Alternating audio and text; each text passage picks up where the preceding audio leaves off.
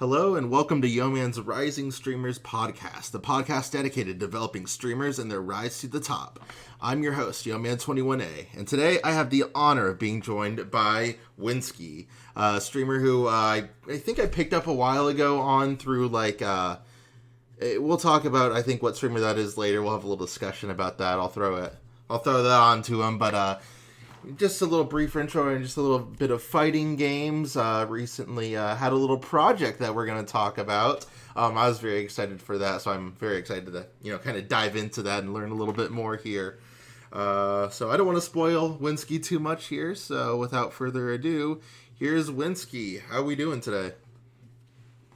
I'm doing great, yo, man. Thank you so much for having me on your podcast this evening. The fact that I was even considered for this is I'm beyond words, really. It's an honor. Thank you so much for having me on here. It means a lot to me. Yeah, and thank you for joining. I don't think I could have.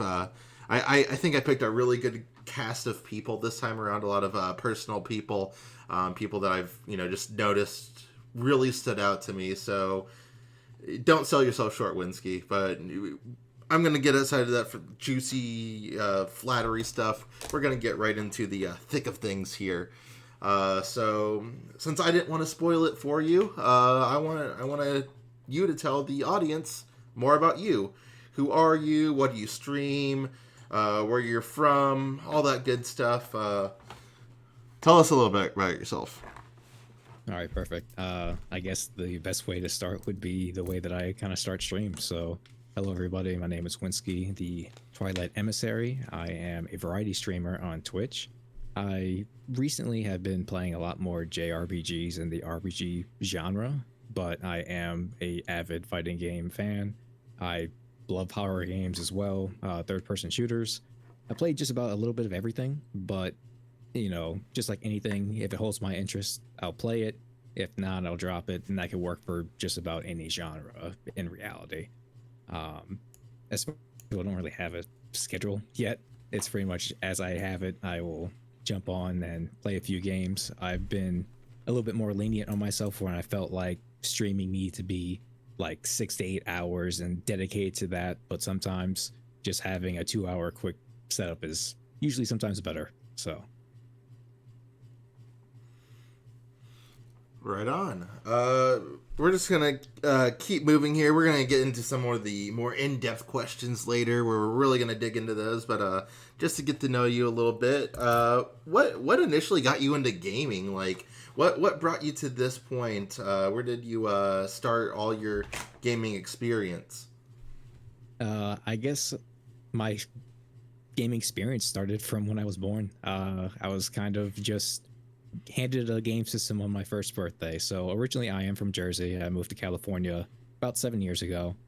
In Jersey, when my parents were still together at that time, my first birthday, my father's excuse for buying a Super Nintendo, which was the state-of-the-art system at that time, yes, I am old, I was given the Super Nintendo as a quote-unquote birthday gift. It's my first birthday gift. So quite literally, from infancy, I've had a controller in my hand. I also have a family that's pretty large. So on my father's side, just father's side exclusively, I have 7 other uncles and aunts, including my father. That would be 8 children. And the boys, obviously, were big time gamers, and they influenced me a lot as far as gaming goes. Babysitters, uncles, they were my biggest, I guess you could say, not inspiration, but my biggest motivator. And as a child, you love to see the reaction of adults, especially when you do something that impresses them. And because I was so young and I was beating levels like on Donkey Kong Country and Super Mario World that adults could not beat, but I was beating it, gave more attention to it. So I ended up clinging to it even more so. And I guess you'd call a cute little quirk or oddity that was exclusive to me was I would play with the Super Nintendo controller upside down. So D-pad on your right hand side and buttons on your left. Now, nobody really knew why I played the system like that, but most people assumed it was because I'm left-handed. So it just felt more comfortable for me because lefties are just weird people in general. So at that point, I would just play through Super Mario World and Legend of Zelda not Twilight Princess, goodness, Link to the Past and Donkey Kong Country and these other classic Super Nintendo games with the controller upside down when adults were struggling to get through it with just holding it the regular way. So that was definitely what sparked my interest in gaming, and it only catapulted from there. Now, that just brings up a question. Do you still have that skill to this day, like with those like older games? With the controller upside down, or just Yeah. playing them in general? No, I cannot play with the controller upside down. Like if I wanted to challenge myself for a stream, I could probably manage, but I think at that point there's so many axes now when it comes to gaming. It isn't just left and right anymore. Now it's Right. forward and back and diagonal. That would be a nightmare. I'd have to revisit like an old school Super Nintendo game and see if it Yeah, was and so that's what I was clear thinking. Like, that if way. it were Yeah. done, it probably would have to be an older game. Yeah, But 100%. yeah. I still have my Super Nintendo too. I still have that. All of my game cartridges. It's still in my drawer. I doubt it works, but more so for the nostalgia reasons, I just kept it through all the drops. Like there's big chips here and there from it being dropped and moving, and there's like if you shake it, you can hear like the rattling of the plastic pieces inside the system. It's actually pretty funny, but I could never part with it. There's too many Yeah. memories in it. Yeah, I have like a little box of like older like handheld consoles. I used to just really exclusively play handhelds, and there's so many in there that are like hardly functional or hardly working. But I can't bring it to myself to just be like, we'll just throw that out. I'm like, no, Oh yeah, this is absolutely special. not. I'm like, and like I you still said, have my I still have my old school Game Boy. Four right? batteries, big chunky boy. The Oh yeah, screen finally came off. So the like there's this the gray protective screen that's over like that green film. yeah. I guess the glue just gave out and just like fell right Uh, off. Like I just put it back on there, put it back in the drawer, but I still have it. Still there. yeah, it's very nostalgic to look back at those things. I just with the shaking of the console and hearing stuff going. That's kind of what reminded me of that because I definitely have um, a system like that. I have my old PlayStation 1 that's just I don't even dare plug that thing in anymore. It wouldn't function, but it was the first like not handheld console I had, so it was kind of meant a lot to me.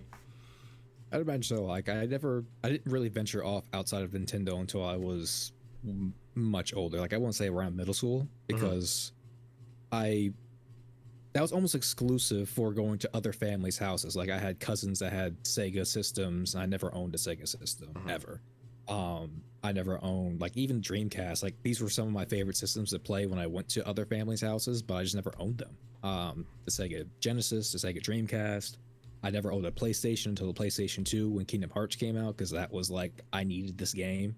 Like for whatever reason, it was like this is the must-have. I need this game right now. Yeah. But all of my gaming knowledge that came from outside Nintendo was mainly through my late uncle. And I guess in a way that was kind of like my first introduction to watching Let's Plays. As weird as that sounds, but that would be what I did. My uncle was an influence for a lot of who shaped me into who I am. Mm-hmm. And he would play a lot of these games that I had no idea what they were about or never even heard of them, but he was a big anime nerd, and he's also where I got my love of anime from.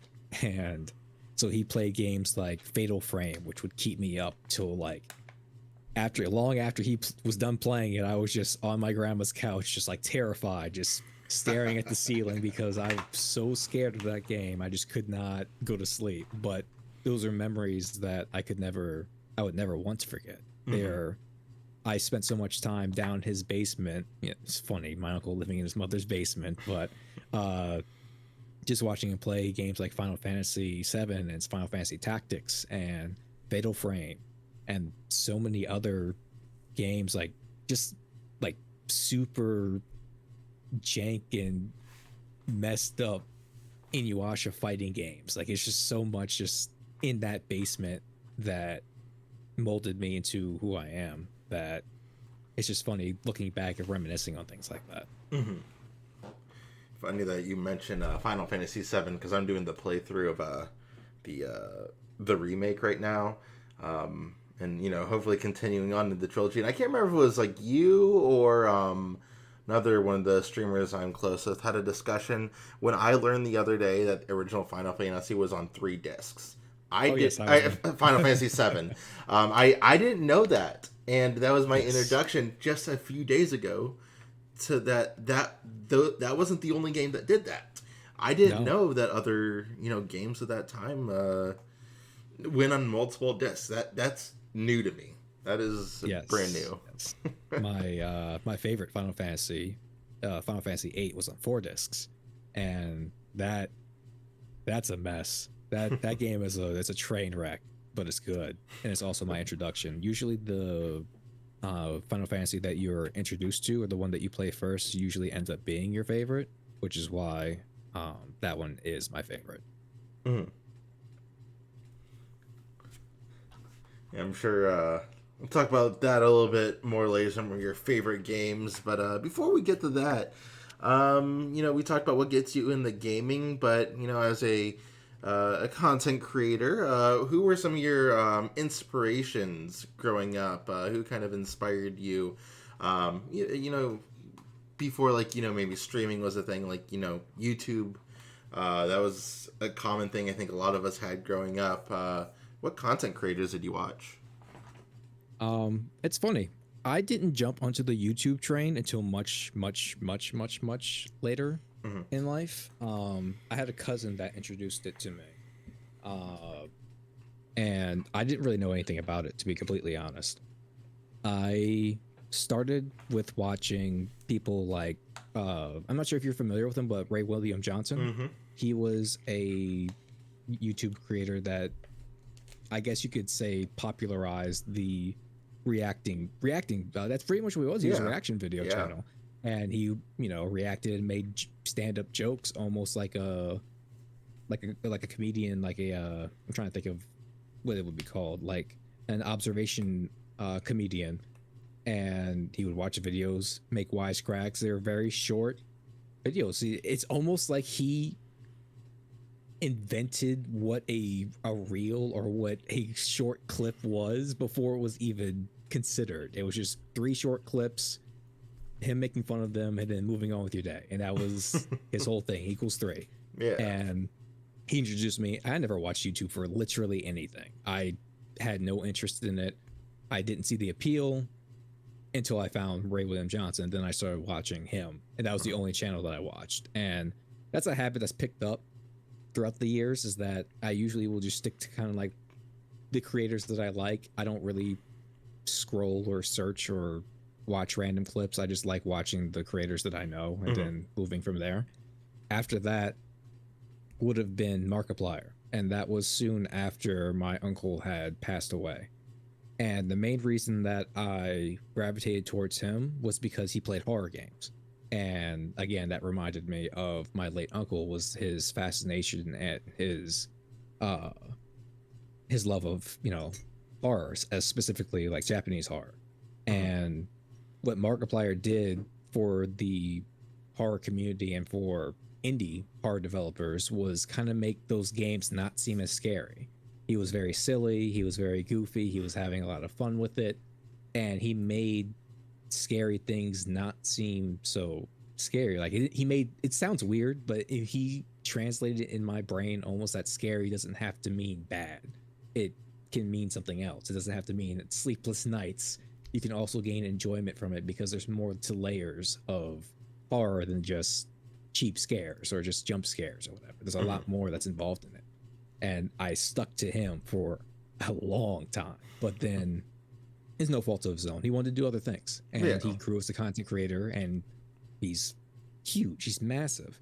But he doesn't like. I also watch just 3 scary game videos every now and then, but you can see that's not his niche. He kind of just does it because that's where his roots are. So I'll watch them every now and then, but it definitely is not like I don't watch him anymore. I still wish them the best, but it's not like I'm upset or a jaded fan. It's like, oh, you're not the same. You sold out. It's like, no, he wanted to move on. I got what I wanted out of him, and he moved on, and it was pretty cool. I do enjoy him a lot. Moving from there would have been Matt Pat in the Game Of Theory, course. which I can say I dropped because he was the brand, and I Yeah. was watching Game Theory because of him. So I Yeah. know that they're still the same team. I know he's still the writer, but it isn't the same. So, you know, it's almost like, buying your favorite snack, but you could tell it tastes different. It's not the same. And like they changed the formula or whatever, and then Right. then the consumers start to pick up on that and they stop buying it. And then the I guess you could say the manufacturer's like, oh wait, we brought back the original recipe, and they'll advertise it on the box like that. What were you putting in there before? Why? What was wrong with the original recipe? It was fine. So that's literally what Game Theory was for me. I love the channel and what it did, but once Matt Pat left, it does not have the same glit or gleam Right. that it used to. So I ended up dropping that. Same thing with Coefficient. Coefficient was another streamer that I. So I don't think I know a Coefficient. Or at least not off the top of my head. I do know that Secret had mentioned it on his interview with you. Coefficient Okay. it was a much smaller streamer, and he did a lot of fighting game stuff. He was kind of the champion for BB Tag whenever it was still growing. He was the only person that was really putting out videos and how-to tutorials and things like that, because that was his game. Eventually, he did stop playing fighting games, and he is very big into the VTuber community. I'm not as much. That doesn't really interest me, which is ironic, I guess you could say, because I have a PNG model and I do follow some VTubers. But I think his aspect of the VTuber is more so like the V Shoujo and the really big companies, where Right. I'm completely in the dark when it comes to that. It's like it's not for me. And that's also an avenue of VTubing that's almost like, I guess you could say, like it's their identity, that's their entire persona, like they are living their character, that's who they are.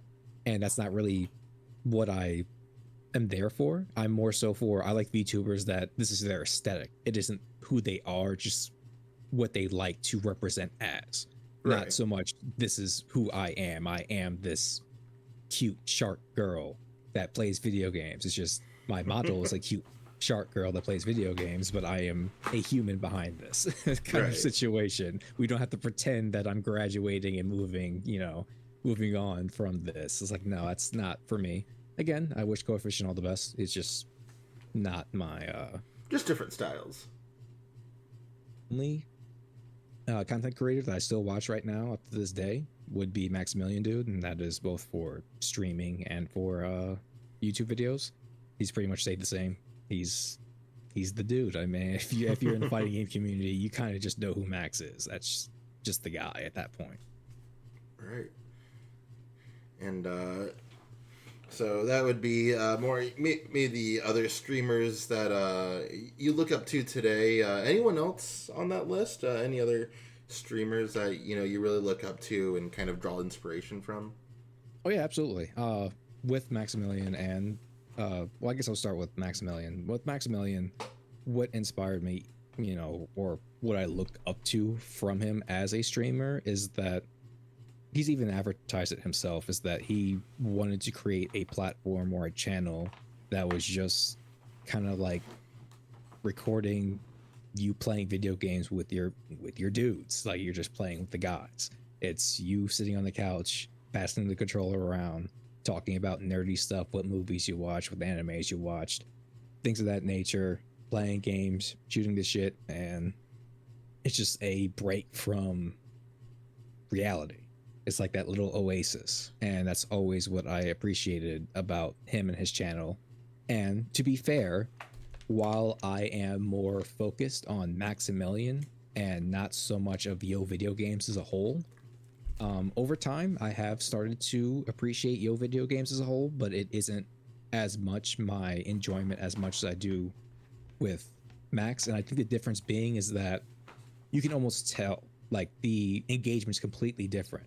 when Maximilian is engaged with chat in the game versus him hanging out with his best friends, which in all reality, yes, his attention should be focused from shifting from the game and chat to these are my best friends who are hanging out, which makes complete sense. But obviously that connection is where it's like, okay, if I don't feel connected, then I'm not going to, connect. Which is why I do like watching a lot more smaller streamers now. That's something that I didn't used to do in the past. And for example, Church. So Church was kind of I won't say the introduction to smaller streamers, but an introduction to what a smaller stream community can be. Because I have watched a lot of other smaller streamers, but it was kind of like, I mean, you could find a smaller streamer literally anywhere. Mm-hmm. And I think Church was the person that made me appreciate the value of a Prime sub. Like the free sub that you get for having Amazon Prime. I used to always give it to the person I watched the most, which was Max. But then you start to realize, okay, hundreds of thousands of people that are A, sub to him, and B, watch him on the daily basis. But this, subscription would be much more impactful and put to better use to somebody who is a much smaller streamer and someone that would actually notice you and would appreciate it. Like, obviously he appreciates it, but that would value it much more than somebody who sees those, 100 times a day easily. And that's when I started shifting. I don't mind the commercials anymore. I just shifted my primes to smaller streamers like Chrono Oki and to Church, because I felt like these were people that were appreciative of my time and I wanted to show my gratitude towards them. So I clung to their communities. Their communities are some of the best in the world. They're really some of the closest people I've ever had the pleasure of meeting and getting to know over the years. And I couldn't be more grateful for their advice, for their help, for their support, and even the people that have come from their streams that are now a part of my community or my growing community and coming to my streams as well. And it means the world. It really does. Yeah, and I can definitely vouch for Church in that aspect too. And as someone who's not really in the in the fighting game community, like, sure, I played Smash Bros. Competitively, but I don't know, that's kind of a different story, because when you start talking about like fighting games, there's a lot more to it than just Smash. So as someone who's not really like into fighting games, I'll say as a general term, I mean, Church has made me appreciate that a lot more, just because I think I feel more connected to her streams. I don't know, there's just some more allure to how she interacts with her fan base, her followers. I don't know, she just does a really good job of it. So when you say what streamer is like you look up to and you say Church, I mean, I'm right there with you as well. Even if I'm not as engaged in her community, I can see why so many people are, because it even pulls me in a little bit, like, man, this is pretty cool. Even if I'm not fully invested in it.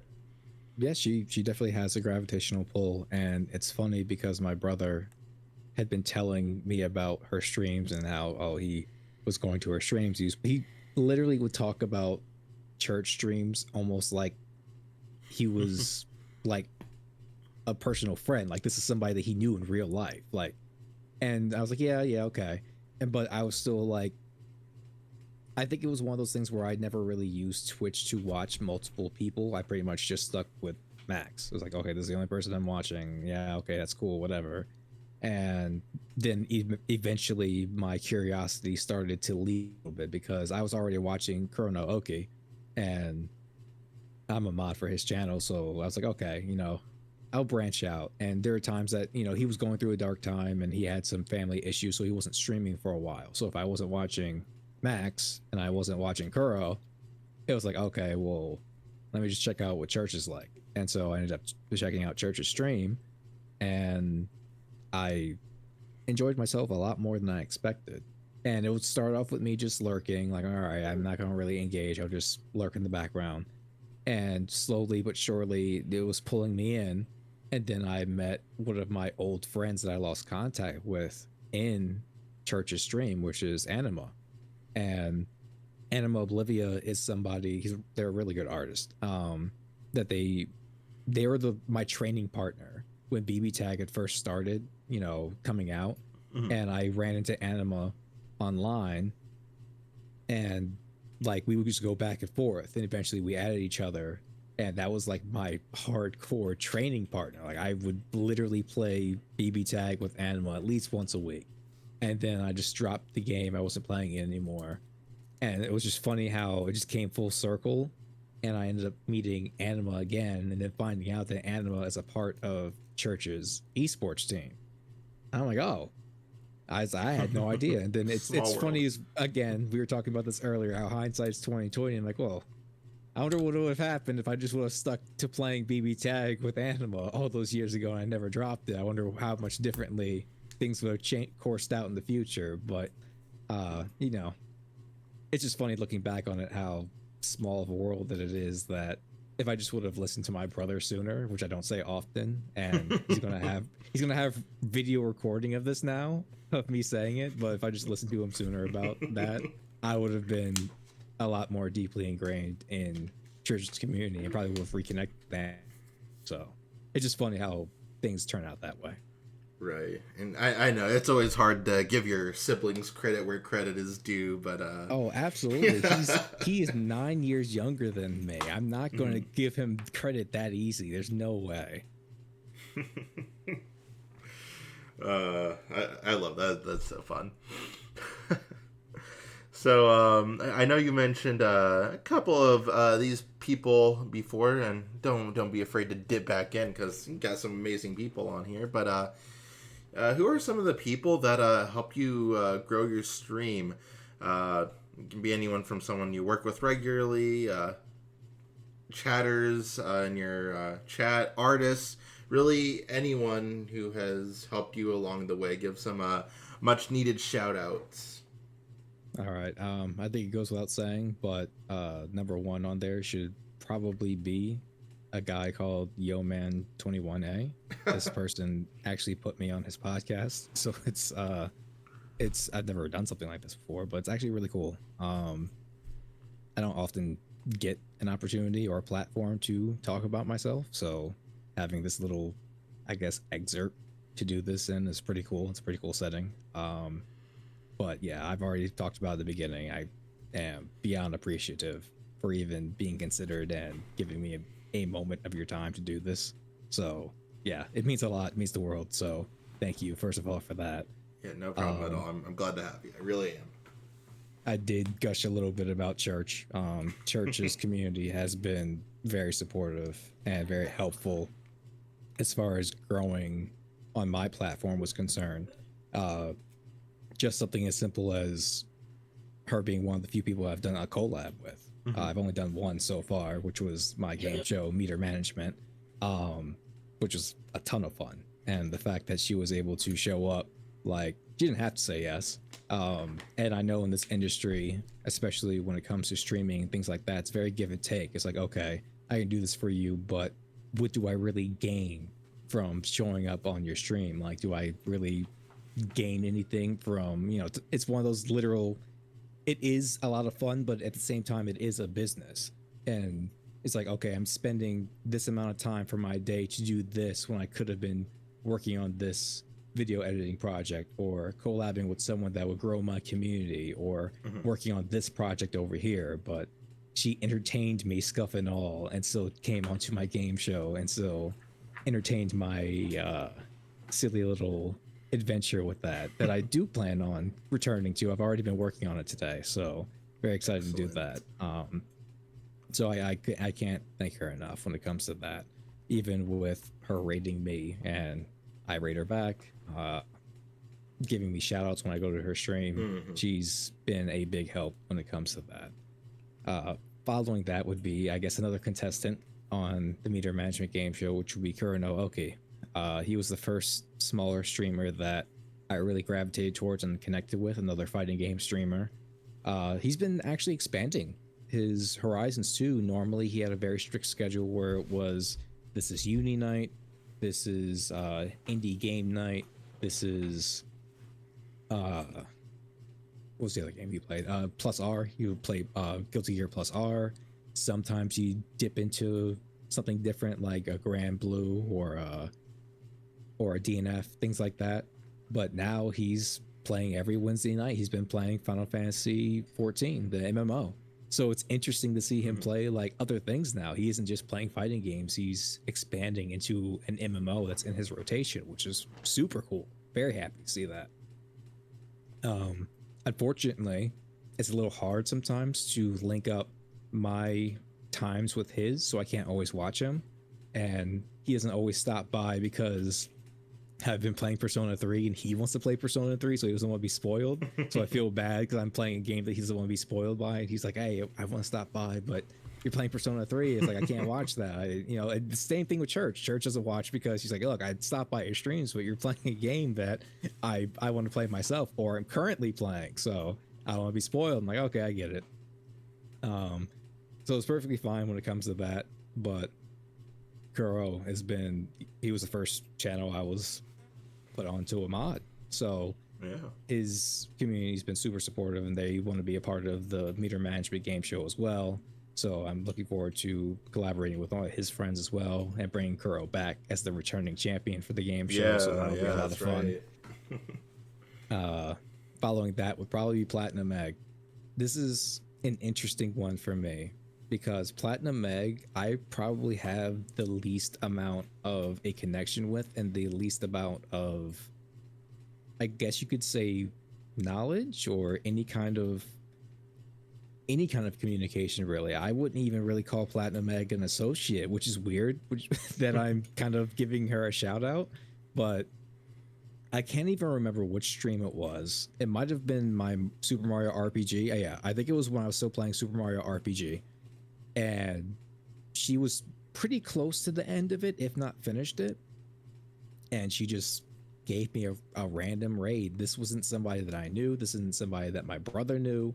Just random, I want to say like 30, 40 person raid. Like out of nowhere. Yeah. And like she doesn't really have much of a presence on Twitter. She'll just kind of post whenever she's streaming, and then that. Like I'd come by her streams every now and then. She was just recently playing Elden Ring, which is really cool. But yeah, I don't really know much about Platinum Egg. I just know she's a really great person. She's raided me a bunch of times, just unwarranted, just a friendly raid. She's super nice. Yeah, she's just a super nice person. I would love to collab with her one day. I'm not sure if she's open to that. I have no idea because again, I don't really know much about Meg. I just think that she's a really cool person. She's very similar to Church, where she's just kind of chill vibes, just playing a game and enjoying life. Like it's really just simple as that. Following that would probably be my brother, Mega Manuel. I didn't know Mega Manuel was your brother. Yes. What Mega in Manuel the world? This is a plot twist. Yes, Mega Man 2001. He was also on meter management. He is my younger brother by 9 years and easily, obviously, day one viewer from when I started streaming.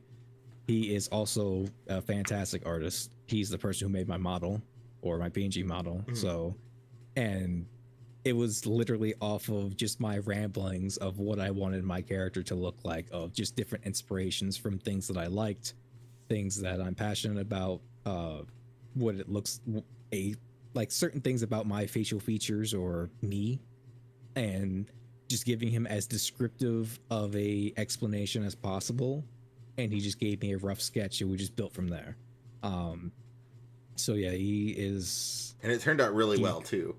Thank you. I couldn't be happier. Like I am in the process of editing some things because this is like a a 1.0, if you will.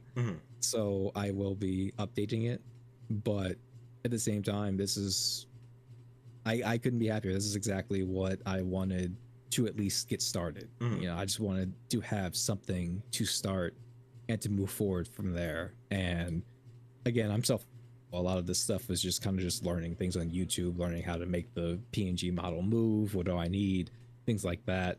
And he just helped me along the way so that I had a foundation, and I am super grateful for it. And this is again, not everybody has an artist in their family that can say, "Hey, can you do me a favor, right quick?"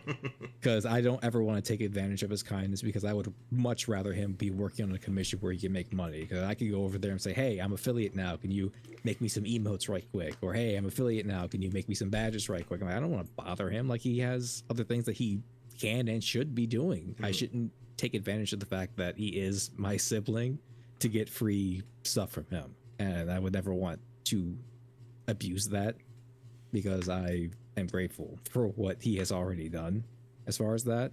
So I wouldn't want to burn that bridge, so to speak. Yeah. And I still want to do what I can to be self-sufficient and not always have to rely on him when it comes to that kind of stuff. So I do know he does plan on starting to stream soon. He's been working on his own projects as well. So he wants to start doing like a lot of art streams, which would be really cool. And I hope nothing for the best. In the same way that he was my day one viewer, I will definitely be his. But he has such a deep ingrained in so many other communities, and he's so humble about it. It's crazy. Like, I know that his streams are going to pop off because he has so many people he's done favors for and done art for, that they're all going to be there waiting for his day one stream. I will also want to be there for his day one stream too. Exactly. I guess I didn't know that either. He was looking to stream here soon, so that's exciting. I think soon is. Let me say soon in like quotes. He's working towards it though. Yeah, no, that's exciting though. I'll look forward to that whenever that time may be.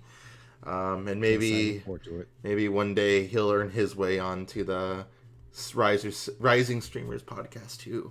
I'm sure he'll be there, because he'll rise a lot faster than I do. I'm sure of it. After that, probably be Sappy Rook. Another newer person that I recently got into contact with. He came to my stream with a raid one day. I think I was playing Grand Blue, and that's how we connected off of that, because he is pretty deep into Grand Blue at the moment. So we played a few matches. He joined in. He also plays Dark Souls. Cool guy. I don't really know much about him again, but we've exchanged a few matches with on Grand Blue. I believe he just made either S or S plus rank with Belial, so congrats to him. That's pretty cool. I'm still trying to get out. I'm trying to climb out of the S ranks myself, but I think it's also because I bounce around with so many characters that I don't just say, "Hey, this is your character, just play this one character," so that way you can rank grind and climb. I want to play somebody else. I want to play somebody else instead. So big props to him for staying dedicated to one character and climbing out of the S ranks. That can be tough to do sometimes. Yes, it is very hard. It's very, very difficult, just like it is to stick to just one video game, let alone a fighting game character. So I guess last but not least would be Prince Waka. That is not counting my brother. That would be... he's another early person that's been in a lot of my streams recently, and he's been very excited to see the Persona gameplay play out. So I'm happy to have him stop by stream a lot. And he's also voiced his interest in joining the meter management game show. So he's definitely a prospect for the future contestant for my next episode, because I have been working hard on it, and I got a lot of work done on it recently. So got a lot of questions ironed out, a lot of images already clipped and cropped. So I'm very excited to start finalizing that for my next episode. Yeah, that's awesome. I'm also looking forward to that next episode, whenever that is. The first one was really fun, and I really enjoyed that. So I'm excited to see where that goes. That's really, really interesting. With a higher production value and a much more streamlined yeah, I mean, events, that's going to happen on your first time anyways. So, I mean, like, I think that first time was a good one, especially, like, I was still impressed even with how it turned out for just the first one. I mean, sure, there was some bumps along the way, but I mean, if you ask anyone how many times you've done something the first time with no bumps along the way like that, I mean, like, it's not going to be very many people in that category. So, oh yeah, absolutely not. It just reinvigorated me to want to put out another episode even more, being like, oh no, the next one's going to be Yeah. so much better, and it's going to be way better than that one. So the people in your community, let's say your followers, subs, general community, do you have a specific name for that? Work in progress. I know we only just got you to affiliate here very recently, but I'm wondering, what's going on, and just different things for your channel that what makes your channel your channel. So it's funny that you mentioned that. That was one of the questions I was very nervous about, because I'm a researcher, and so whenever you invited me onto the show, I'm like, all right, I have to watch all the episodes now and figure out what exactly he's going to ask me and how other people's answered, because I'm too analytical, I'm too paranoid and self-conscious that I had to like figure this out. And I had no idea for the longest. I really had no idea. I just ran it by my brother recently, and it was really a shower thought, but you could equate it to a shower thought, where I'm thinking, I'm like, what would you want to call them? Like portal pals? Nah, that sounds corny.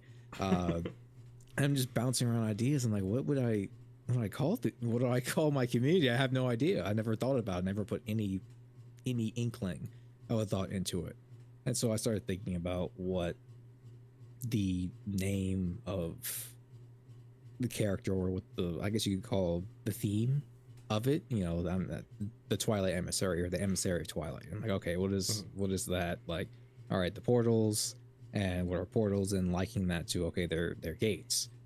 And so it hit me almost like, one of those silent chuckles where you smile to yourself in a way. Mm-hmm. And this is still like a fighting game term in the same aspect, so it kind of comes full circle.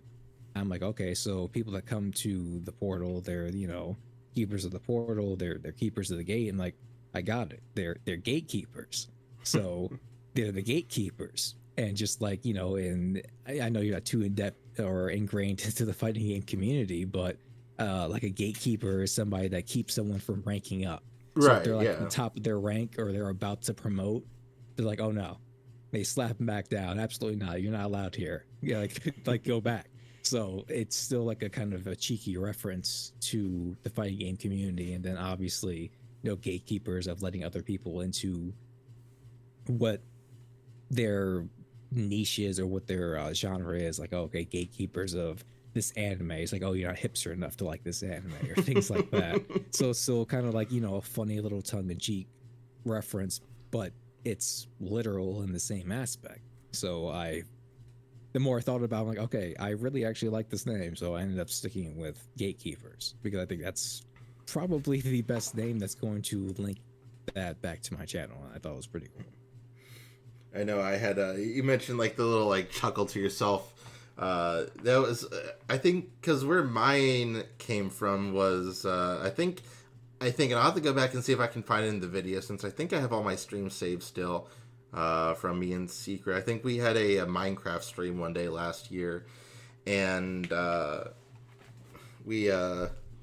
was joking around because I was like, I didn't know what to call my Twitch community, and I was working on stuff. Now, obviously, I'm very ingrained and indebted to Mountain Dew Baja Blast. That's my shtick. I love Baja Blast, and so yeah, I do too. It's the only thing I've ever ordered from Taco Bell. Like, I don't know what any of their other sodas are. It's the only thing I've ever ordered from Taco Bell. It's the only good drink there. I promise. Don't look at anything else. But anyways, so and also being at least in Smash Bros. I don't know for other fighting games, but of course when you get hit like outside the screen, you're heading towards the blast zone. And one day I started laughing because I was talking to him about I don't know what to call them, and we were just like kind of like shooting some names back and forth, just like joking around, and then I just started chuckling to myself. I'm like, this could just be the blast zone, like the Baja Blast Zone, and I just started laughing. He's like, dude, you're an idiot, but actually that kind of works.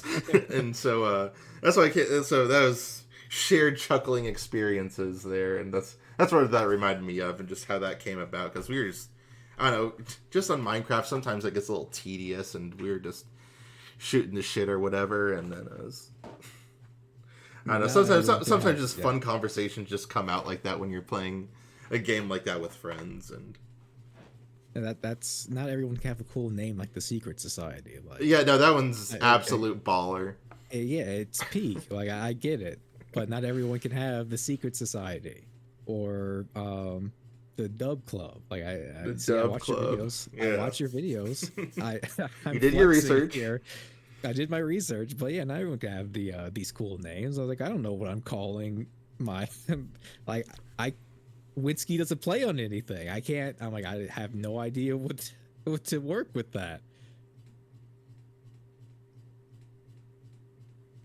Yeah, and I couldn't really make anything out of Yo Man. That was I think one thing we threw around a lot was trying to come up with something for Yo Man. It just like nothing worked, and he's like I would never yo a man, and I was like, okay, Secret, shut the fuck up. We're done with your joke that you do every time, and not that I don't now go and do that to other streamers, but like.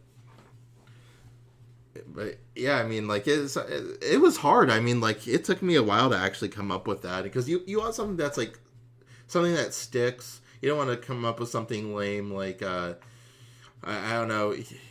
I could go into my whole shtick about Yo Man 21 and how that came about, but I'm not doing that. That was really bad, but I kept that. But the whole Baja Blast chick has been pretty good.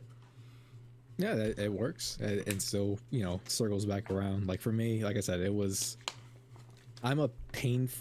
I'm a painfully, I guess you can say, anal person when it comes to a project that I'm working on. Mm-hmm. Like I will rack my brain and try to figure out a, I guess you could say like a solution, and it will bother me until I'm fully satisfied with it. And even if I'm not fully satisfied with it, it will still bug me and irk me.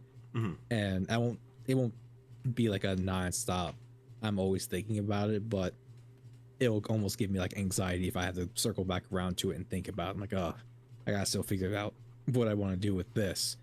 And if I don't just force myself to sit down and just grind it out in that exact moment, then I have the fear of it being shelved and just never being done, period. So it's like an all or nothing for me type of situation. It's like I'm either doing this right now and I'm going to figure this out, or it's never getting done. Mm-hmm. Yeah, and sometimes that can be its own power too. Is really just focusing it down and getting something done, but that could also come with its downsides too. Oh yeah, absolutely. Meter management was something that was a joke almost in a way because Church was saying she wanted to do a game show, and I was saying, hey, it would be cool if it was like a game show that was based around just fighting game music. And then she's like, oh yeah, that'd be so cool. And then she's like, I just have too much going on. I'm like, well, why don't I do it? And so I just ended up doing it. And like the amount of time and how quickly I was able to produce that show from when it came into an idea to when it got finished still kind of shocks me.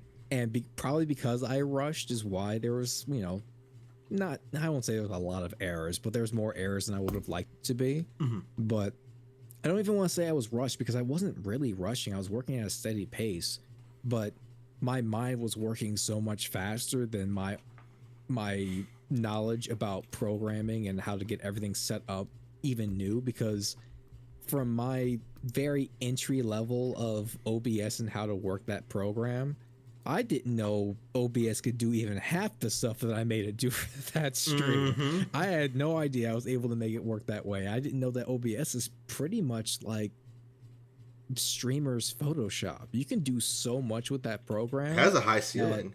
Yeah, it just keeps going. Like I had no idea. Like I had my 3 to 4 scenes that would just transition from stream starting soon, break time, gameplay, and stream. That's it. It was just my transitions didn't even have transitions. It was just here's your scene, end. Okay, that's it. I didn't even peer into what that program could really do, and I thought I would have to download a lot of outsource programs and a lot of third-party stuff, and I did everything within OBS, Mm-hmm. except the Jeopardy board. The Jeopardy board was its own separate website, Yeah. but Everything else was all completely done inside of OBS, and it just worked. The stage, everything just worked perfectly, and I couldn't have been happier with the way that it turned out. So that's why I'm even more excited, because now that I have even more knowledge and I'm growing and I've rebranded and done different things for it, it's like I'm very excited for the next episode. And it's not going to be just music, so I'm super excited. I keep saying it, but I'm really looking forward to it. I just enjoyed the first one so much, so definitely looking forward to that one. But let's we're gonna be kind of staying on the same topic here. And if it wasn't clear already, let's just clear this up. What is your most memorable memory of streaming so far? Yeah, it goes without saying. It's Meter Management, my fighting game trivia show.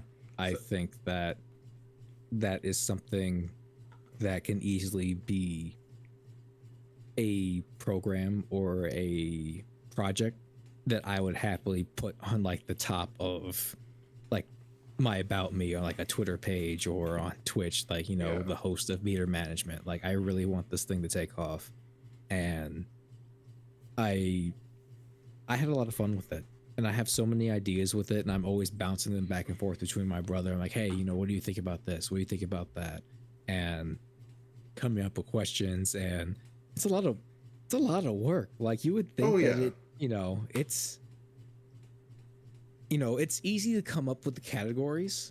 He's like, okay, these are what I want my categories to be, and even that can sometimes be a bit of a hassle, especially when it's like, okay, it's 2 rounds, well, 3 rounds if you count the final, but you know, it's 2 rounds. The final question, there's 5 categories for each round, and then out of those 5 categories there's supposed to be 5 questions, and you have to make them, you know, not too easy. And I'm bringing people to the show that are pretty well versed in fighting games. Like, they have a fairly healthy knowledge of the genre that they're playing in. Mm-hmm. And some of the time I need to actually research things. I'm like, okay, I want to get my facts straight. I want to make sure I don't sound stupid. I don't want to be misinforming people, or, you know, because God forbid I put a question up on that screen and they're like, well, actually, I'm like, I'm not ready to defend that. Or I'm like, oops, like, it's, you know, it's game over. Like, I have to, you know, dust myself off, swallow my pride. Like, okay, well, we're gonna be moving on past the next question. Like, I need to make sure that this is accurate stuff, and that can come from, you know, chat, or that can come from my contestants, either one. And it's been, you know, it's one thing to find your categories, your questions, and then form it into a question and give a hint. So it's like, there's a lot of layers to this to make it actually run and work, but it's satisfying, and I had a lot of fun doing it. So it's I it can't compare to anything else that I've ever streamed, and I've Mm-hmm. only done that once. So the only other thing that probably would have even remotely come close would have been Super Mario RPG, because that game has so much nostalgia for me. I had no idea they were ever going to remake it. I didn't think they were ever going to, because, you know, the licensing would have been a nightmare between Square, because it's not even Square Enix, it's Square, the original company. Mm-hmm. Um, and I even posted on Twitter, because I still have my original Super Mario RPG cartridge, and I just put them kind of like side by side. Um, and it's cool just kind of looking back on that. It's like, oh man, I'm old, and seeing from a game that I was stuck on a certain boss and I just could not get past it, and I never finished it, and now coming back to it with a fresh coat of paint, it's nice. Like, I'm not the biggest fan of how much remakes have been going, you know, have been circulating. I wish it would be toned back just a little bit, but this year was the year for remakes for Wynzki. Like, Persona 3 is easily my favorite Persona game, and Super Mario RPG has no business being re-released again. So it's one of those years where I'm like, okay, I'm okay with these remakes. Like, this is going to be probably the only year I'll be okay with the overbloat of remakes, but I'm okay with this year. This is a very good year for me. Mm-hmm. Back to meter management. Could you kind of take us like through? And you kind of alluded to the origins of meter management, but could you take us like a little bit through like the process of meter management and kind of what led up to it, that, like, because once you got there, you had that relief of, like, all right, we're finally here. Just a little bit of like the process of what led you there that made it so memorable for you. I guess it was a sense of accomplishment when it came to it, and it isn't like, it's not unheard of that people with trivia show. I don't have a coin on that. I didn't patent trivia shows by any means. I think it was the fact that it was something that nobody in my social circle have ever done, so I felt a certain sense of accomplishment when it came to that. Mm-hmm. It was something that I could say, this is my show. Even right down to the name. The name itself is something that I felt, it's the same thing when Gatekeepers came into my head. Meter management, well, I had no idea what I wanted to call this game show. I'm like, okay, I know it's going to be a fighting game show. I don't want to just call it Jeopardy fighting game edition or anything like that. I wanted this to be creative, just like everything else when it comes to my channel. When it comes down to my model, like every aspect of my model is something that correlates to either something that I like or references me as a person. So from literally the hair to the bottom, it is, top to bottom, something that I nuanced and wanted to pick apart specifically. And meter management was the same thing. And I'm trying to think, I'm like, okay, these people aren't playing for money. And I couldn't even tell you what the thought process was when I'm trying to figure out the name for the show. And coming up with like the tagline, the fighting game nuance, putting our challengers together, managing their meter.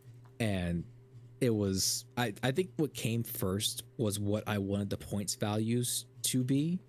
And I think that was where it first came into play, that if it's a fighting game and they're trying to win the match, usually the person that has the most meter or uses their meter the wisest ends up winning the match. It's not always the case, but in most cases, yes, that's usually how a person will win fighting games, is being very hyper aware of their meter and how to use it effectively in a match, because that's what gives you the advantage over your opponent, is whatever resources you have.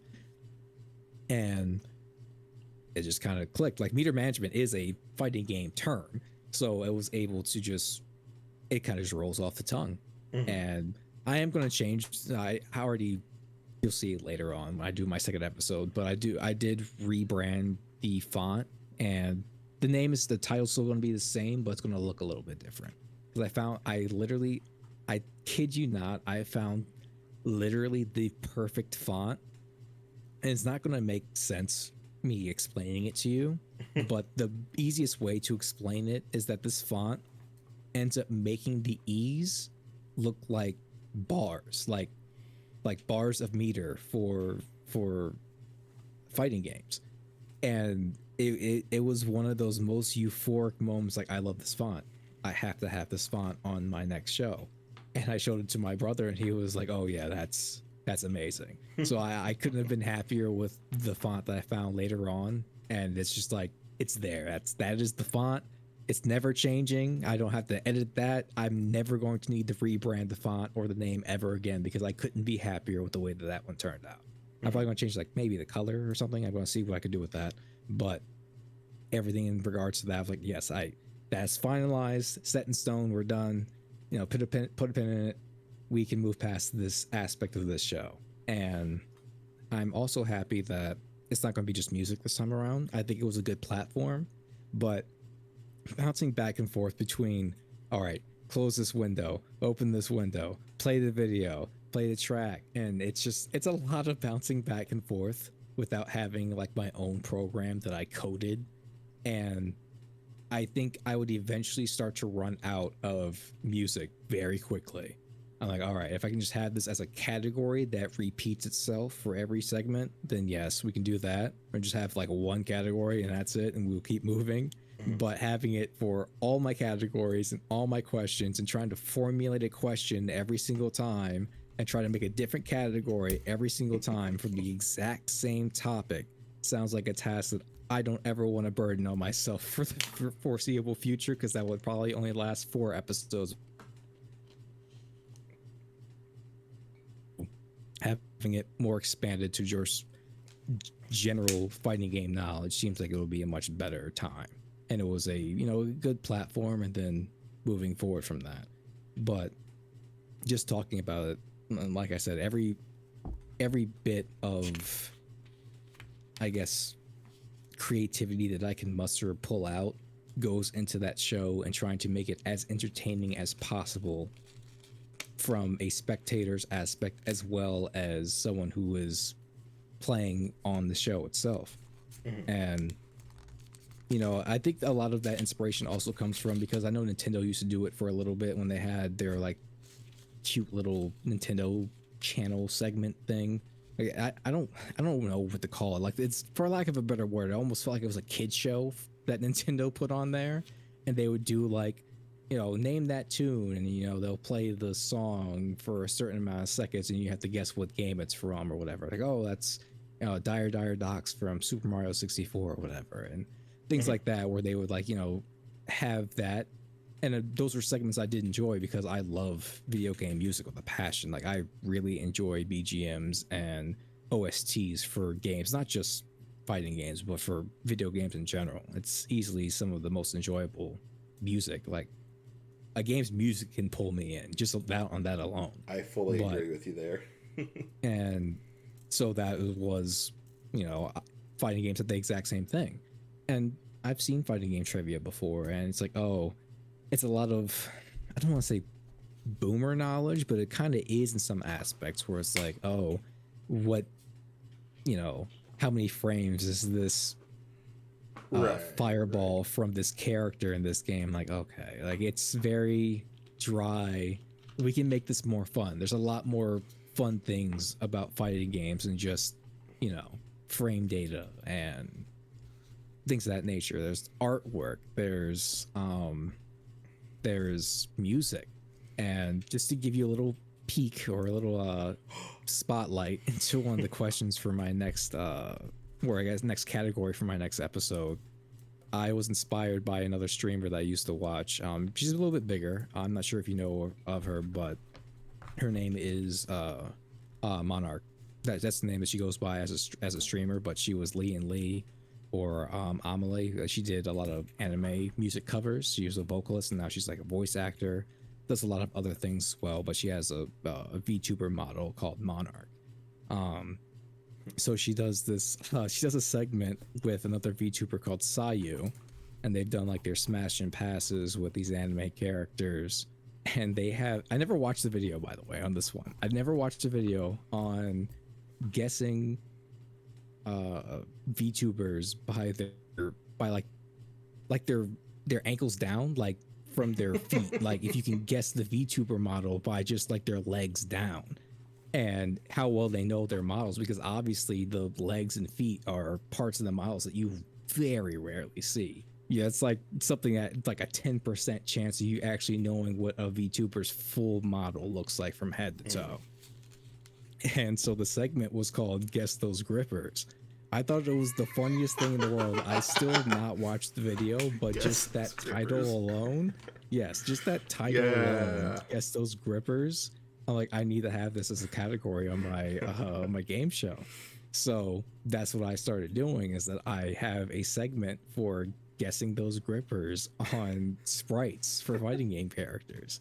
And I think it's the funniest thing in the world. It's so stupid, but it's still one of those entertaining segments. It's like, I want to watch this just for the fact of how uncomfortable you can make your contestants to have to stare at these fighting game characters' feet and have to guess the characters from it.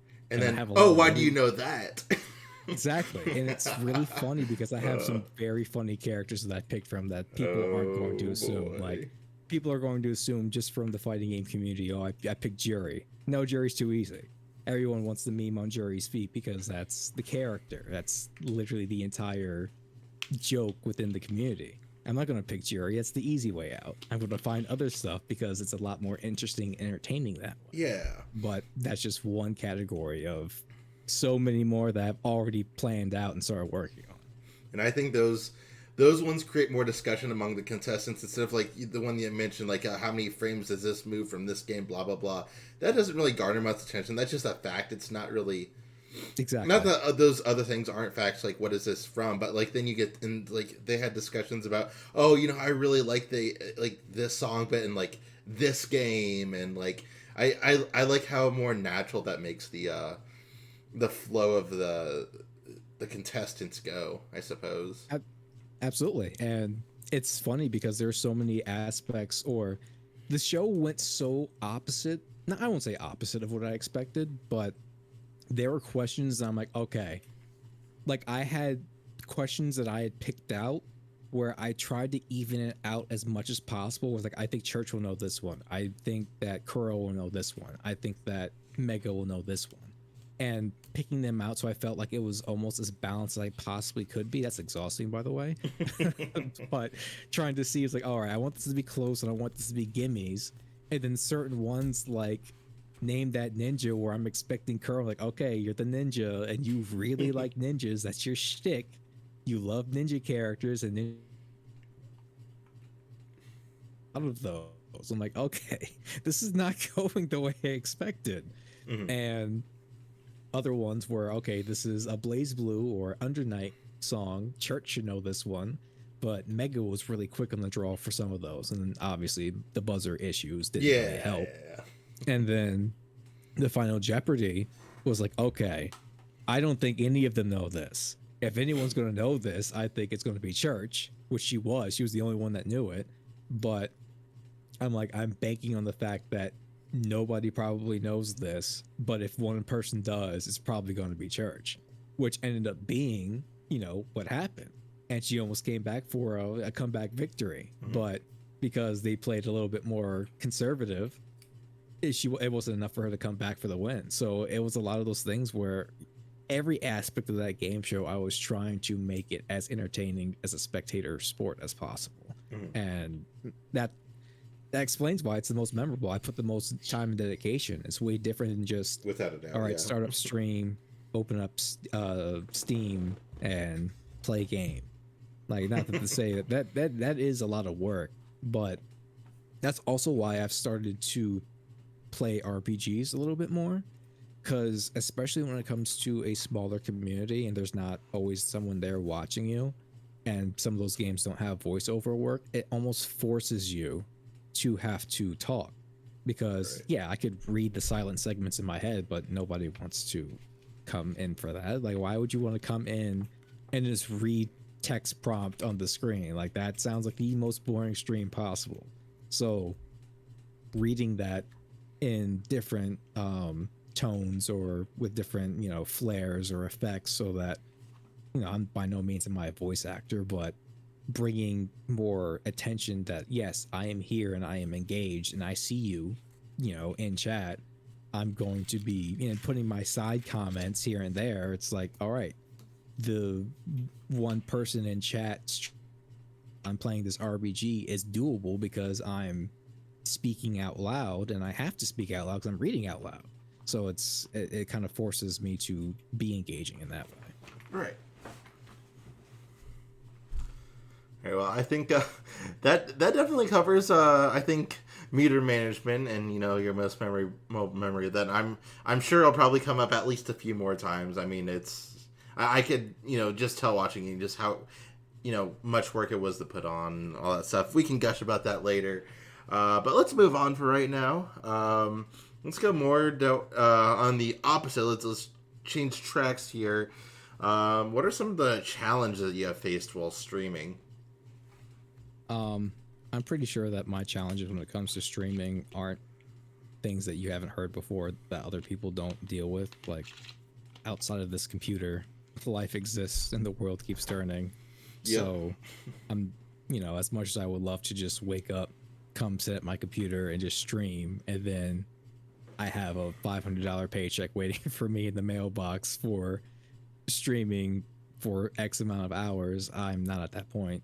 And I'm not sure if I ever will be, which is a very realistic thought. So yeah. I have to balance, you know, real life bills and relationships and responsibilities with trying to, you know, meet those requirements of staying consistent, which isn't always easy because just like everybody else, I have a bad day, and consistency is not something that's easy to maintain, especially with my profession. Being a server bartender, you know, my schedule is never the same. There's some people that have at least a corporate job or this is my schedule Monday through Friday. Every single day I'm clocking at 8 a.m. Every single day I'm punching out at 5 p.m. and the rest of the day is mine. I haven't had that in a long time. So being in a service industry, your schedule is never guaranteed. And that's for better or for worse. You can have a week where you have 1 or 2 days, and you can have a week where you have 5 doubles. It's never guaranteed. And even with those 5 doubles, it might be dead. You might not have anybody that shows up. So with that being said, consistency has always been difficult because of the profession. And unfortunately, that also bleeds into potential workings with collabs. Having meter management work out as perfectly as it did is nothing short of a miracle, because I'm balancing 4 people's different schedules and somehow trying to make that work so that it's like, okay, I have a day where I'm not working, where church is free. Mega's easy. I can get Mega whenever I need him. But, Kuro, and making for everybody, like, okay, we all can sit down. We can all agree that this is the day and go through with it. Because even I could be called in, and on that day could have been like, hey, it's an emergency. I need you to come in for this day. Because it just flips on the dime like that in the service industry. So that consistency will probably always forever be my biggest challenge when it comes to this streaming thing, as long as I am in the service industry. I think another thing is probably, I guess you can go hand in hand, would be like confidence and anxiety. Confidence in the aspect of comparing myself to other streamers, because obviously I'm still new to this and a lot of other people have a lot more experience when it comes to this, and I'm still trying to build a certain level of confidence or comfortability in my space that I feel comfortable, like, yes, this is me and I'm happy with how this brand and how this character and how my streams work. And slowly but surely, I definitely have felt more comfortable building into it. That wasn't something I always felt, which is why I would also avoid streaming sometimes. And with anxiety, I would definitely say that it would be more so performance anxiety, because I don't like looking bad, especially when it comes to fighting games. So there are some days I have really bad days with fighting games, and there are some days I have really good days. And I feel like sometimes being watched or knowing that I'm being watched, I psych myself out. And I already have issues whenever I play fighting games, because I can easily, like, I can practice a combo for hours. And then as soon as I get out of the lab and I go into a match, that combo is nowhere to be found anywhere inside of my brain. It was like I wasted, I don't want to say wasted, but it's like 2 hours of labbing and grinding and trying to get better at execution just to go back to playing in an autopilot state in a way. Right. And that could be, frustrating in some aspects, and, induce anxiety, because I get performance anxiety because of that. So, like I said, that's why I could say confidence and anxiety could go hand in hand. But I can definitely bounce off that with I mean, if I were to, because I, like, these days I stream, like, mostly Mario Kart. And that's because that's an easy game for me. I've never played that competitively. I just do it because it's fun. But kind of like going off that anxiety thing you talked about, the best game that I'd say fairly well versed in Super Smash Bros. Ultimate, and I could probably talk the most about that and probably be the most interesting while playing that. However, playing Smash Bros. Is I almost hate streaming it, because I get really into it, and knowing that, you know, I might not always perform where I used to. And I mean, I'm a retired player at this point, but I still feel that passion of playing the game. So I hate that feeling of like what you're saying, like, you know, where maybe I've worked on certain combos at one point, they're just not landing, and whatever else comes of it. I just, sure, that's going to be my best game to stream. However, some days I just can't do it. I just absolutely can't. I don't have the confidence to do Smash Bros, which is why I just don't stream it so much anymore. So I feel that at least some degree to what you're talking about there. Yeah, I get it. I used to play Smash Bros. I would say I did attempt to play competitively, but I was also in a social circle of like, my brother and other people when I still lived in Jersey that were just as good, if not better than me. And it was frustrating. Yeah. Whenever you have a group, especially because I was the oldest of the group. So it went from a point where because I was the oldest, naturally I'm going to be the better one out of everybody. But then as, you know, their brains develop and they get better than me. And it wasn't so easy to get those wins. And sometimes I wouldn't get any. I even still suffer that with my brother now. I've been playing fighting games way longer than him, like way longer than him, and he can pick up on a fighting game and adapt and just demolish me like way faster than sometimes I would like to admit. And it can be frustrating. Again, no one wants to lose to little brother, but he does have those adaptation skills where he just is blocks in. It's weird. Like I can't get that. I have to practice. And I have to like grind out and I have to really get good. My brother can switch on games in an instant. However, the difference being is that I'm better at boomer games like Third Strike and old school Street Fighter and things like that, but he will destroy me in a lot of the newer games. And what's interesting is that I guess you could say it's a little backpedaling because we're talking about like my origins of gaming and things of that nature. I wasn't always into fighting games. Like obviously with my character's model, it's fashioned after the Twilight Princess. I love Zelda. I've always been a Nintendo kid. I played platformers all my life. But on my Game Boy, I still have it too.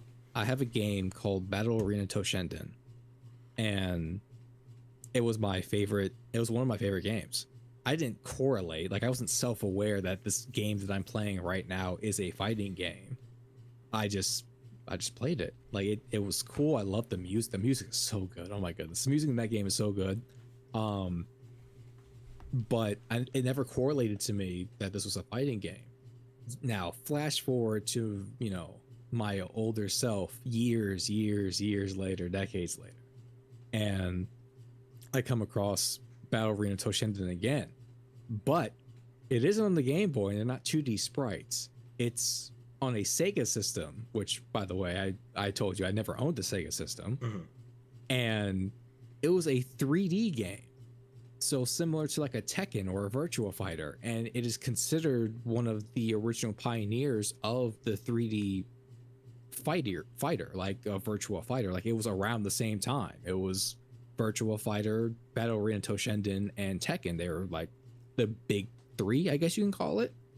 I had no idea this game even existed. I didn't know that the game existed not only on a 3D playing field, but also outside of my Game Boy. It was like being reintroduced into this all over again, which I found hilarious, by the way, because I'm now an adult. I'm like, I didn't know this even existed. I love this game, but I didn't know that I loved it on like a port that shouldn't exist in a way.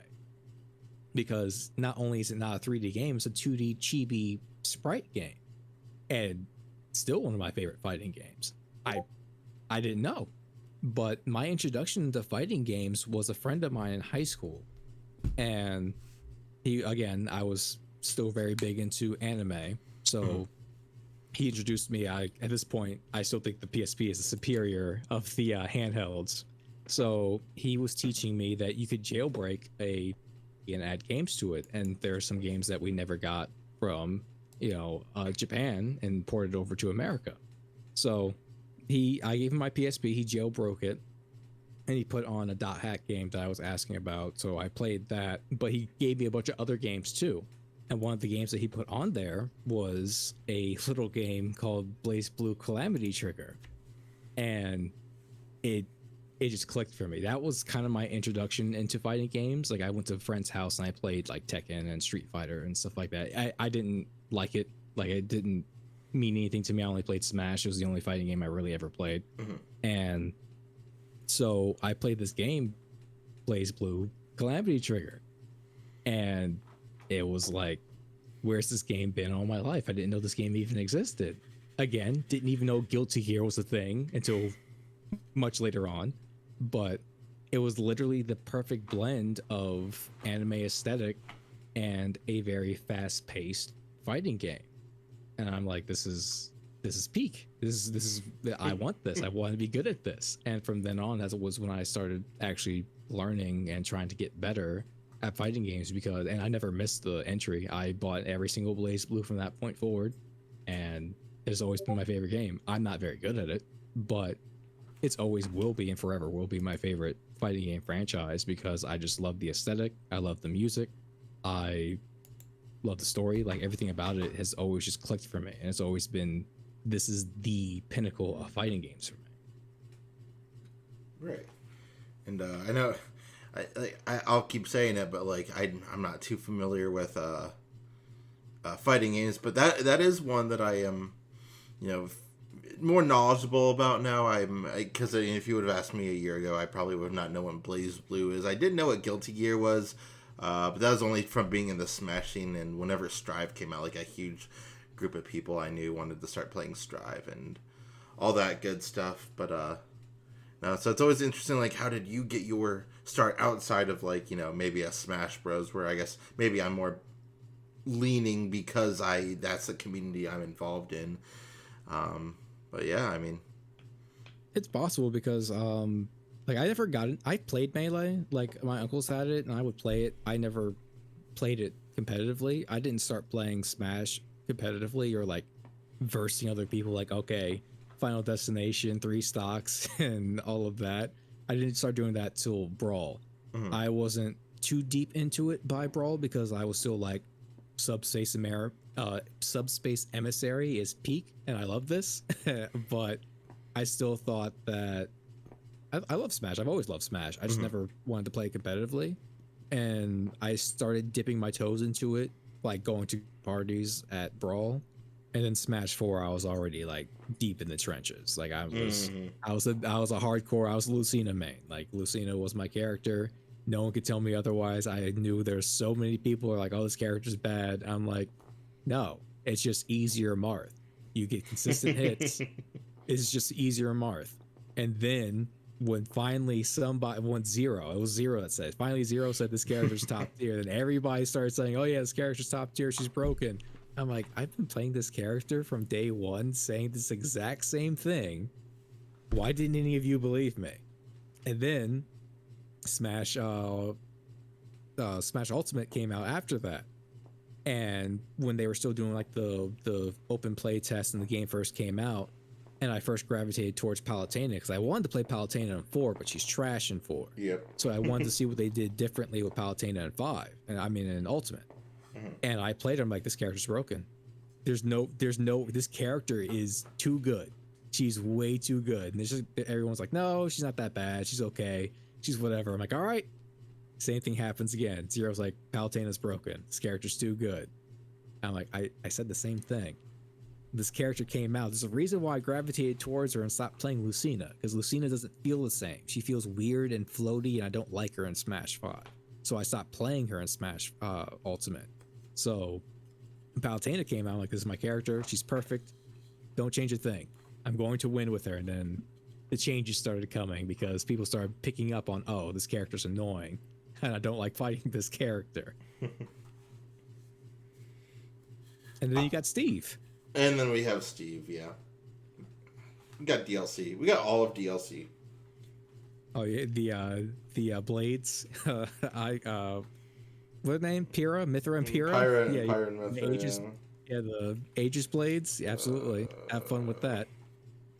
Yeah, I'd say the DLC was a good. One of the good reasons I stopped playing competitive. I was just like, I don't want to do this. That's fair. I don't want to That's learn very fair. anymore. But if it's any, I guess, merit, I picked up Byleth. I think I was the only person excited for Byleth, which is funny. And then the same thing happened again. Instead of it being Zero because Zero was in trouble, it was Yep. who's the other guy that replaced Zero? Leo. Leo. Yes, MK Leo. MK Leo started playing Byleth. I'm like, I'm done. I don't. Yep. I clearly know what I'm talking about, but nobody believes me, so we're just leaving it at that. Because I believed in Byleth. This character is kind of dumb, and I'm having a lot of fun with it. MK Leo could have turned any character, I think, great. That's true. I would definitely. I wouldn't not say MKLeo maybe not would be any character, but yeah. Yeah, I would say MKLeo would be the Sonic Fox of Smash, where they can just play whatever they want, just be good. Just a meta changer, really. Exactly. All right. Let's see. What else do we got on here? What else can we talk about? Oh, how about if you were to stream with other streamers, if you wanted to do some collabs, whether it was someone that you already have before, someone you haven't before, who do you have on that list? I would definitely say that I would be pretty open to any smaller streamers because I feel as though the smaller streamer community is kind of the foundation that you build. That's where you build together. The and you work grassroots. up from there. Exactly. It's a lot of those people that you can actually connect with, that you start building those friendships and you want to go back, and you go back to doing those repeat collabs, and you have multiple streams going back to back. I've mentioned to Secret that I wanted to do a collab with him. Well, if his lazy ass ever gets back on. Yeah, he hasn't been on lately. And no, I talked to him a couple weeks ago, and I was like, "Hey, buddy, you wanna?" Yeah, and he's like, "No, I'm all good. Just life is life." And I said, "Well, I'm playing Mario Kart a lot recently. I know you like Mario Kart. Just hop on sometime." And then he's like, "I'll think about it." And I'm like, "All right." You couldn't even tempt Secret out of the cave with Mario Kart.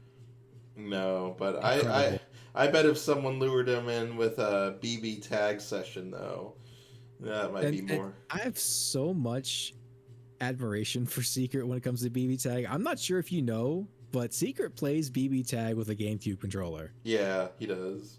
Yeah, I'm like, how do you do that?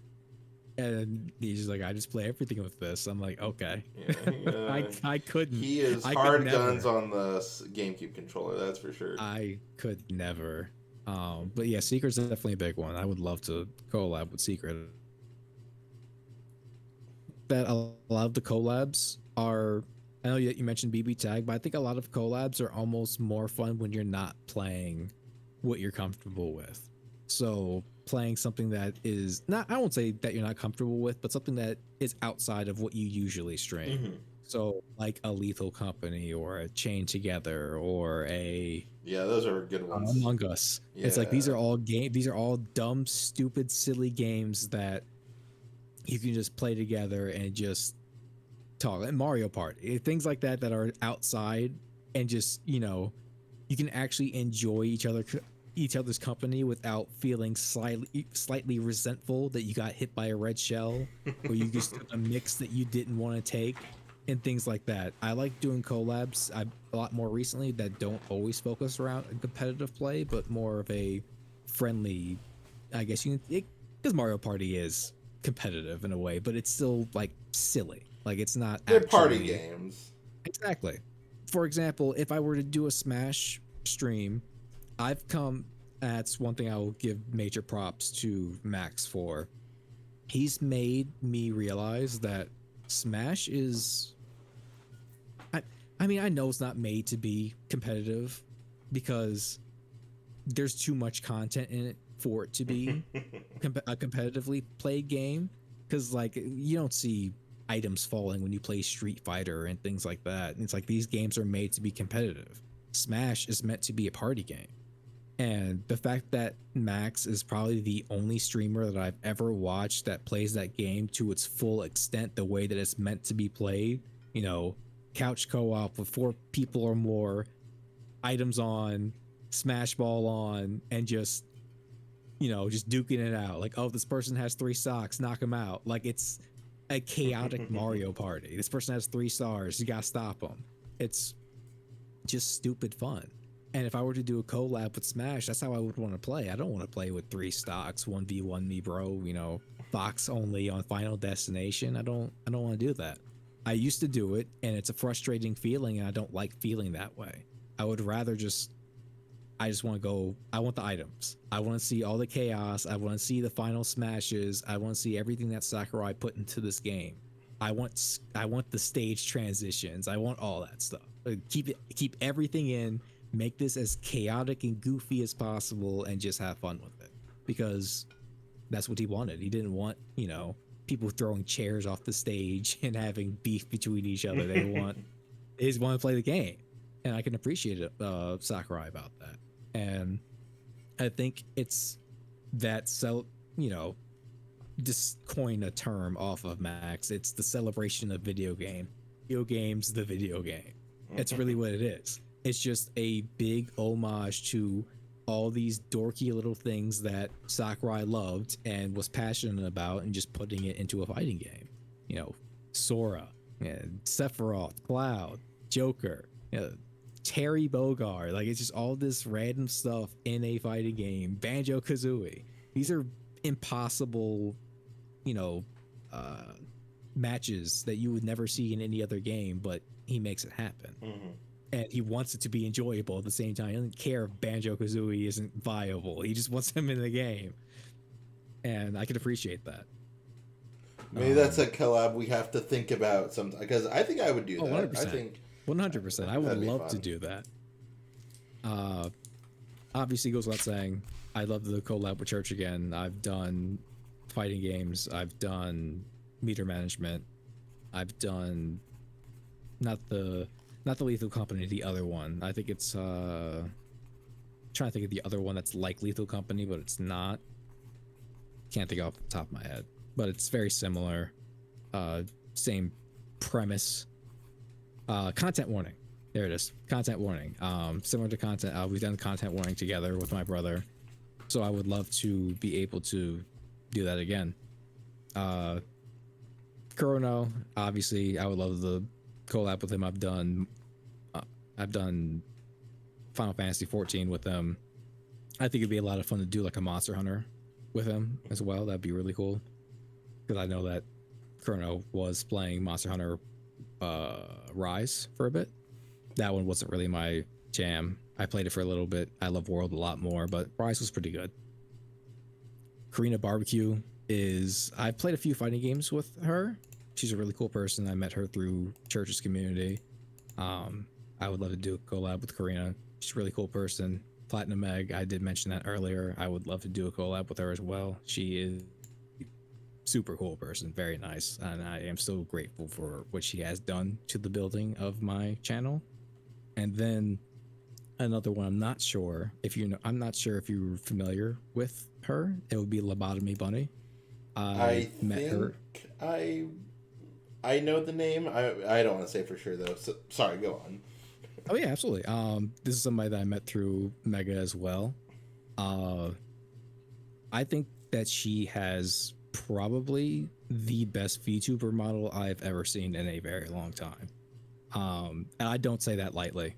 I would say that would be like, if that's like top of the top, one of the best VTuber models I've ever seen. It's so creative, and again, this goes back to me really liking horror games. And she has a very creepy Lolita, I guess you could say, porcelain doll design in a way. But yeah, 100%.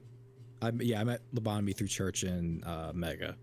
I don't frequent her streams as much as I probably should, because I am busy, but that's simply based off of an aesthetic and it being like, I love your model so much. Like, this is probably the coolest model I've ever seen as far as on Twitch goes. Like, it's that impressive. I do highly recommend looking it up if you haven't already seen it. Like, she has such a cool model. Yeah, I'm gonna be going through all the people that you've recommended and checking them all out if I haven't already. So like, I'm sure you know most of them. Like, I'm pretty sure that we met through Secret stream or something in regards to Secret. that's what I'd imagine. If you don't know, me and Secret are like personal friends, like outside of just streaming and stuff. So okay, that would make sense why I met you through Secret stream. Okay, yeah, but yeah, no, I'm definitely checking those people out. You got me a little peeked on some of. Because I'd like to expand more out into other communities other than just Smash and Mario Kart, because that's what I'm in a lot right now. There's a lot of AI overlap, VTuber models in Mario Kart, so that's kind of where I've been expanding recently. But that's only going to get me so far. So it's good having people invested in for you example, the fighting game scene and some of these names and your inspirations. That helps me out a lot to reach out to different areas. Yeah. I guess I could say that I am the truest extent of a variety streamer. I really dip my toes into a lot of things. I know that fighting games are my passion, but it is even what I really play on stream most of the time. And really anything can hold my interest.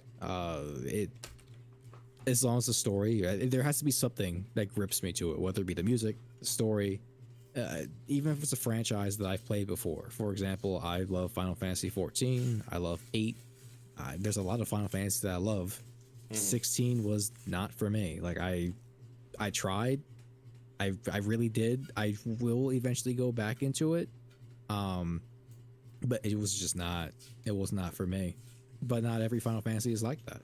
Just because I like the series doesn't mean that all of them are going to be good. I'm not going to say yes. There's a lot of Fantasy is just going to be good, and there's a lot of them.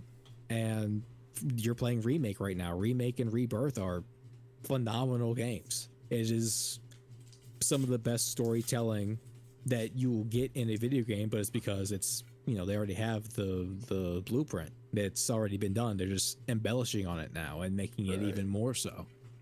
16, it's the same writer. Or director rather of Final Fantasy 14, so I expected to like it. But the funny thing is that Final Fantasy 14 isn't necessarily fun for me because of the story. The story's okay. I know a lot of people are like, this is the best storytelling that's ever graced this planet. I'm like, okay, it's not bad. Like, it holds my interest. There are some peaks and there are a lot of valleys. But what's funny is that how I explain Final Fantasy 16 is that it has all the best parts of 14's story and main story quest and all the worst parts of its side quest. And that everybody understands what that means, because Final Fantasy 14, when you're playing the main story quest stuff and you're doing the dungeons, it's fun.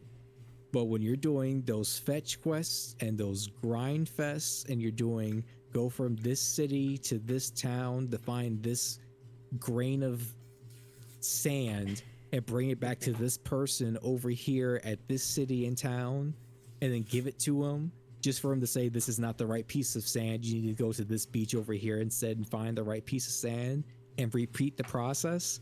That is not a fun or engaging gaming experience. And that's how side quests are for a lot of, it's not just 14, it's just MMOs in general, because they're padding out the game. Because if the game just had story, you'd run out of the game in a lot, like 10 to 15 hours versus the 40 hours that are padded into it because of side quests, which I understand. You're padding your game, that's fine. But where I drew the line for it in Final Fantasy 16 is when I literally had to go, like, there is a reason behind it, but saying it out loud still finds silly, but you had to go out into a field, collect sacks of dirt, and bring them back to somebody. And I'm like, I'm done. Like, even engaging is supposed to resemble things like the storytelling of the Lord of the Rings and Game of Thrones. And it does to a certain extent when you're doing the main story stuff. But when you're doing the side quest stuff, it just drolls and it goes on. And it's just not engaging and it's not enjoyable. And that's what killed it for me was the side quest. I'm like, I can't do this. And there's certain games that I'm completionist. Like you've seen my playthrough of Persona, and I'll talk to every NPC. I don't care, but it's because it's enjoyable, and I really like that game. And Persona 3 is my favorite Persona, so I want to see what they changed, what they censored, what they added. I want to live in that time again. 16 was just like, no, I can't do this anymore. I can't. So eventually I will go back to it, but for right now, it's definitely not on my priority list as far as playing. Yeah.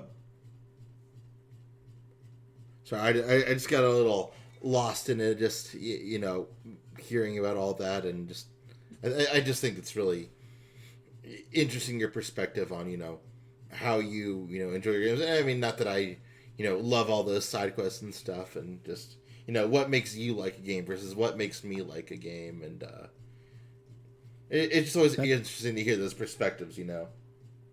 Oh, that's kind of, you know, my not inspiration, but my motivation for why I even want to stream. In all reality, it's I like discourse on that. I like talking about video games. It reminds me of my childhood. It's what I did with my uncle. It's, you know, a core component of what I've always wanted to do, because I wasn't always able to have that discourse about video games and anime and things of that nature. I was only able to do that with him. So when he did pass and I wasn't able to do that anymore, it was more limited.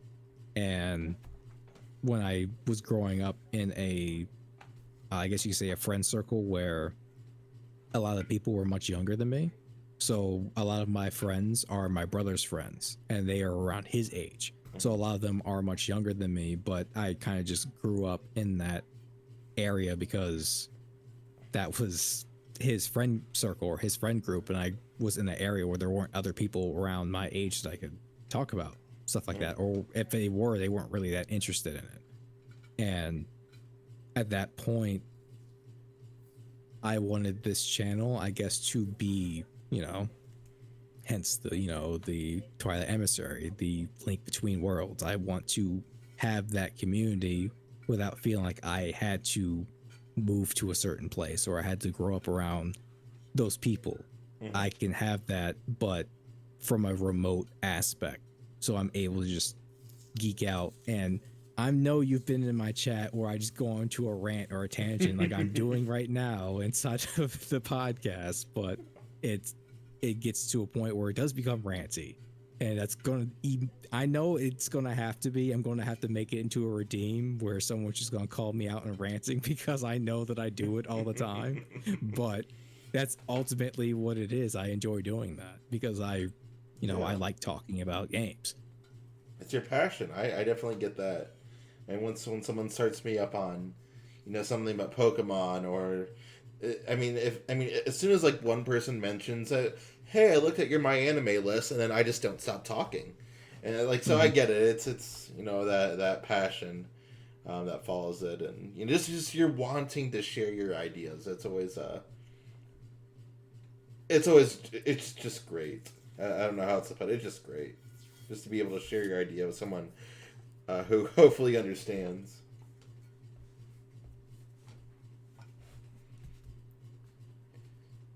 So let's see. We'll move on here a little bit for the sake of time. What are some things that you wish you knew before you started streaming? I think I wish that I just would have done it sooner. It's one of those things. Again, one of the, I guess, is going to be the phrase of the stream. Hindsight is 2020. Of course. I really do wish that it was something I did sooner, because it almost seemed like it was an unobtainable goal or something that just wasn't for me. I think that whenever I would watch, and it might contribute to the fact that I only watched big streamers or big content creators like Markiplier, like Maximilian dude, where these are people that have been streaming for 10 plus years or making content for 10 plus years now, and they, in a way, just sunk their entire life into it. Like, this was their dedication, this was their passion. And even from back then, watching people like Ray William Johnson and Equals 3 as a show seemed like it was really just him literally in a room with a camera facing him at the beginning, but turned into this big production, like where he had a studio and stuff like that. It almost seemed like I was watching actors. Like, I didn't really watch too much TV, so my actors or celebrities were almost these content creators or these streamers. So it genuinely felt like, oh, that couldn't happen to me. I couldn't do that. Like, no one would want to watch. And I am confident that most, if not all, content creators have probably said the exact same thing, where they felt like nobody was going to watch, but they just started doing it anyway because they enjoy doing it. And that's literally the exact same how I feel for myself, where it's like, well, what could have been different if I did start sooner? Exactly, yeah. Sooner. Like, I'm not saying that I would have been, another Markiplier or another anybody that was, in that realm, but you wouldn't know unless you tried or at least attempted. So it's just really one of those things that I wish I did start sooner, but I can be realistic and say, even if I don't make it big, and that's the another thing, is that I think originally I went into the idea that I didn't want to try streaming unless I went whole into it and wanted to make it big, which isn't, my aspiration right now anymore. I don't want to make it big. I just want to make something that people enjoy and,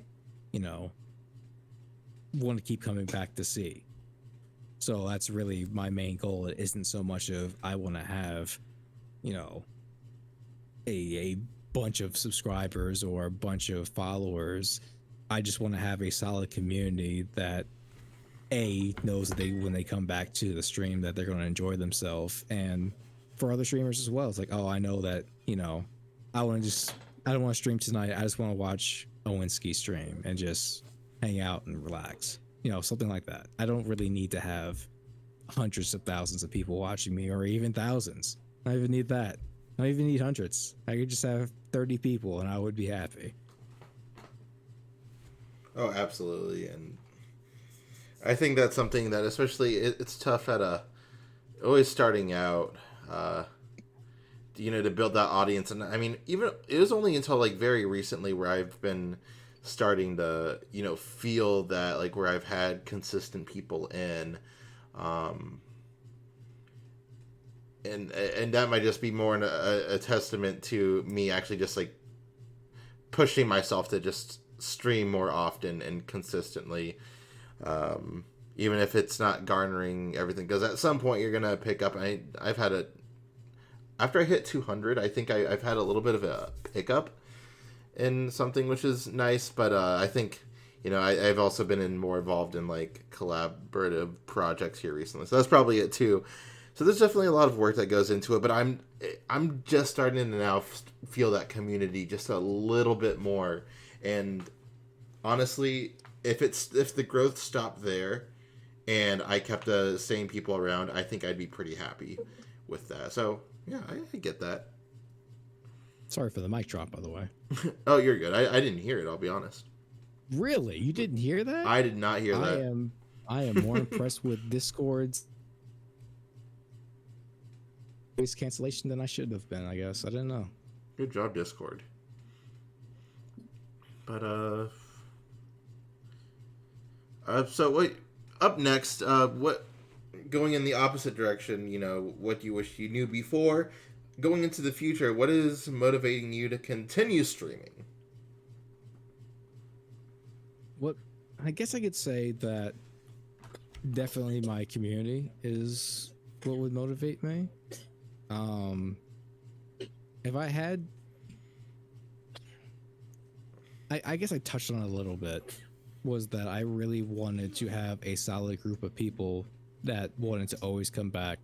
And so I have a little bit of that with people like yourself, Prince Waka, my brother, always coming back, and then being motivated by the very uh, generous raids by people like Church and Platinum Meg stopping by, and it makes me want to keep pushing because they're supportive. Like they would not waste their time raiding my channel if they felt like this was, you know, a waste of time. Like I wouldn't want to. I wouldn't want to give the people that I have in my chat and say, I'm going to push you over to somebody who has been AFK and disengaged from their chat for the past 40 minutes. Like I wouldn't do that, and I wouldn't put my name on it. And these are people that, you know, I think the time that Platinum Meg had raided me, I wasn't really even engaging. I was kind of I think I was having like a pretty relaxed day. Like I was not having a very good day. And I always regretted it because I was like, why am I wasting this opportunity that this person just dropped in on me like that? I was shocked and I was very grateful, but I was not like, I wasn't trying to keep people there either. I was just very blah about it. And I could definitely say if like, you know, if that was the regret portion of the questionnaire, that would definitely be a regret of mine. But she still came back and she still rated me probably 2 to 3 other times after that. And I didn't feel as though I made a very good first impression. So I don't understand why she came back, but she did. And it meant the world to me. It still means the world to me. I don't feel like I left a very good impression at all. And I would say that that first raid that I felt like was a waste and that she could have raided literally anybody else and they probably would have enjoyed themselves more, especially when you're comparing like our model types and our personalities and the energy that she brings versus what I was bringing. I was like, no, that would be one of those, okay, I'm going to the raid because you put me here and I'm immediately logging off and leaving this person. And but she kept going back and she still does. And it's kind of crazy for me. And for me, I guess that's what motivated me to want to put in a lot more effort in what I do, was because of raids like that where I'm like, I don't want to feel like I didn't put forth my best effort to engage in potential future viewers or potential future guests that could, you know, be part of my community or, you know, be another contestant on meter management or anything else, really. Yeah, and I always try to be more cognizant whenever like raiders come in. Not that that happens too terribly often, but when it does, you know, you just kind of want to be ready for it. And that was something I struggled with for a long time. But as I've watched more streamers, I kind of figure out how to get a little bit better at that. And so hopefully, you know, if a day comes where like someone like out of the blue just is like, oh, let's go see what this person's doing, that I can, you know, hopefully leave just a good enough impression that even if it's just one new person coming in that's like, hey, you know, this person might be all right. You never know what that can lead to. Well, it seems like the Mario Kart community runs pretty deep, and they're very supportive of each other. Oh, that's where I attest a lot of growth to, is definitely in Mario Kart. I definitely would have not got affiliate without it. So shout out to the Mario Kart community again. Those people are awesome. If I could shout out a community actually, which was to, I know that meter management is easily my most memorable one, but as far as another stream that was kind of like a weird, awkward success and very good, was a game I only streamed once, and I streamed it with Mega before he fixed his internet. And it was a game called what is it? I gotta pull it up right now. Because it's something of Eden. It's a I guess you can call it a grid-based fighter. It was one of the questions on my game show as well. Let's see. Let's pull it up right quick. I had to open up Steam because I will not. There it is. Duelists of Eden.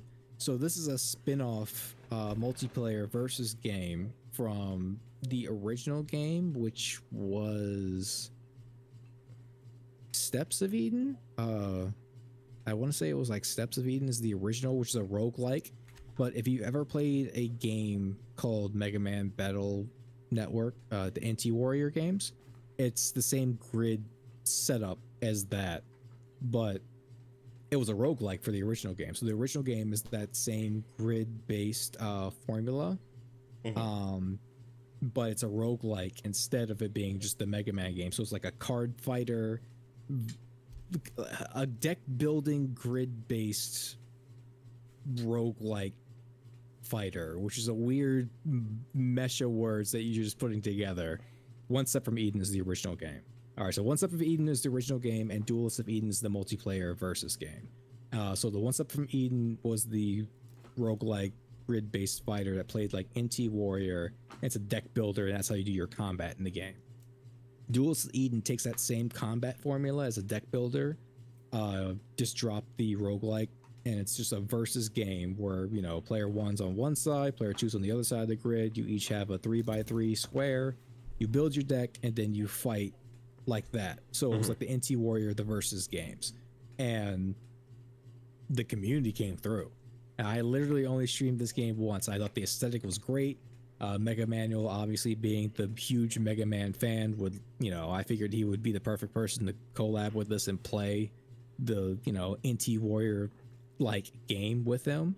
We had a lot of fun, and the community came through. They were teaching us how to play, and they're saying, oh, this character's really good, or these are the decks that you would want to build. Here's my YouTube channel if you want to check out, like, you know, top high level matches and things like this. And I'm like, the community's like deep in this game. Like it's like a very tight knit, like, no one streams this game, we love this game, thank you so much for streaming this game, and all this other stuff. And I'm like, yeah, I mean, I don't know if I'll come back to it. I mean, eventually I might. It's not like high priority. I would love to play the roguelike.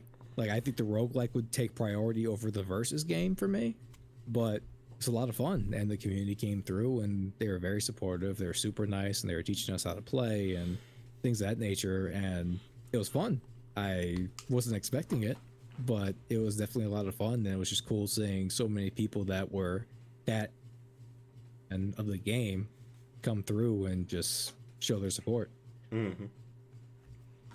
It's always neat to find those like niche games where, you know, not a lot of people are streaming it, but when you do, like, you'll get some people who are like, yeah. we want this content, please.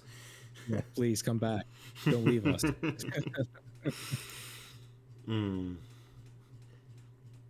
So let's talk about some goals here, as we're still kind of looking in the future here. What goals do you currently have for your stream, like your short term, medium term, long term goals? What are you looking at for the future?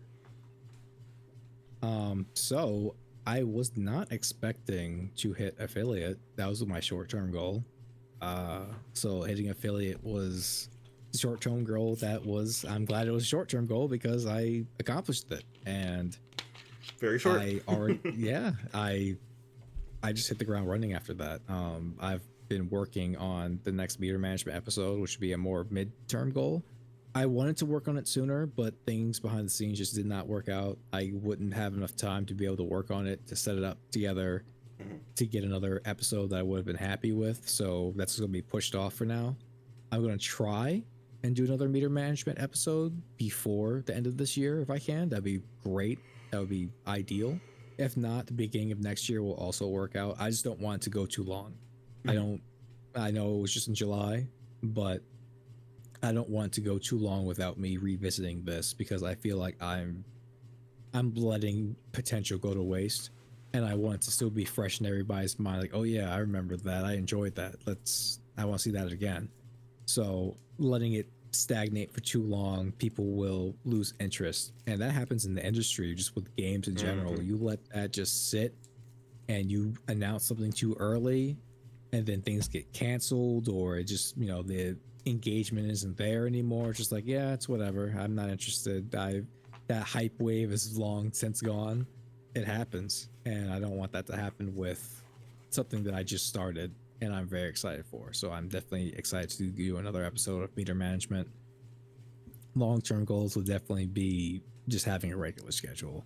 I'm not sure when that'll happen. I'm sure eventually I will be able to phase into a career that's a little bit more 9 to 5 where it's like, okay, these are your days, this is your schedule, every day, punch in, punch out, have a nice day. So that way I'm able to just transition and have a regular schedule so that I can, um, you know, have things for people, because consistency is the only way that you're going to get viewership. If they know, okay, this is the time that this person's going to be on, they're going to come back.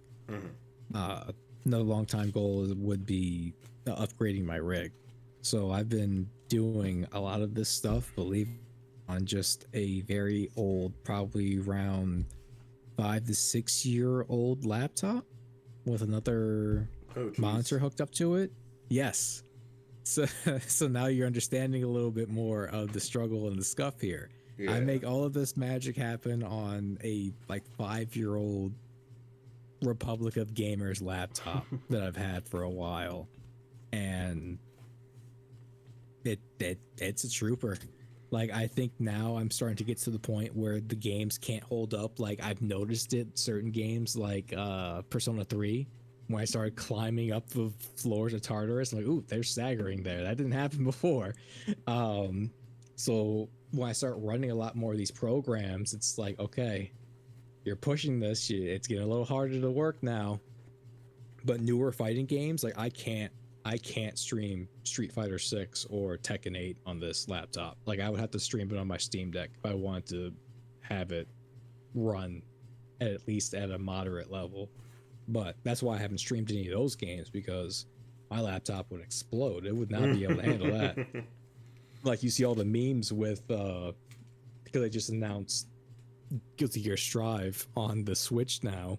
And people have been memeing that to death, because like the Switch cannot handle that. That thing's going to catch on fire. You've seen what Mortal Kombat 1 looks like on the Switch. It looks like a potato.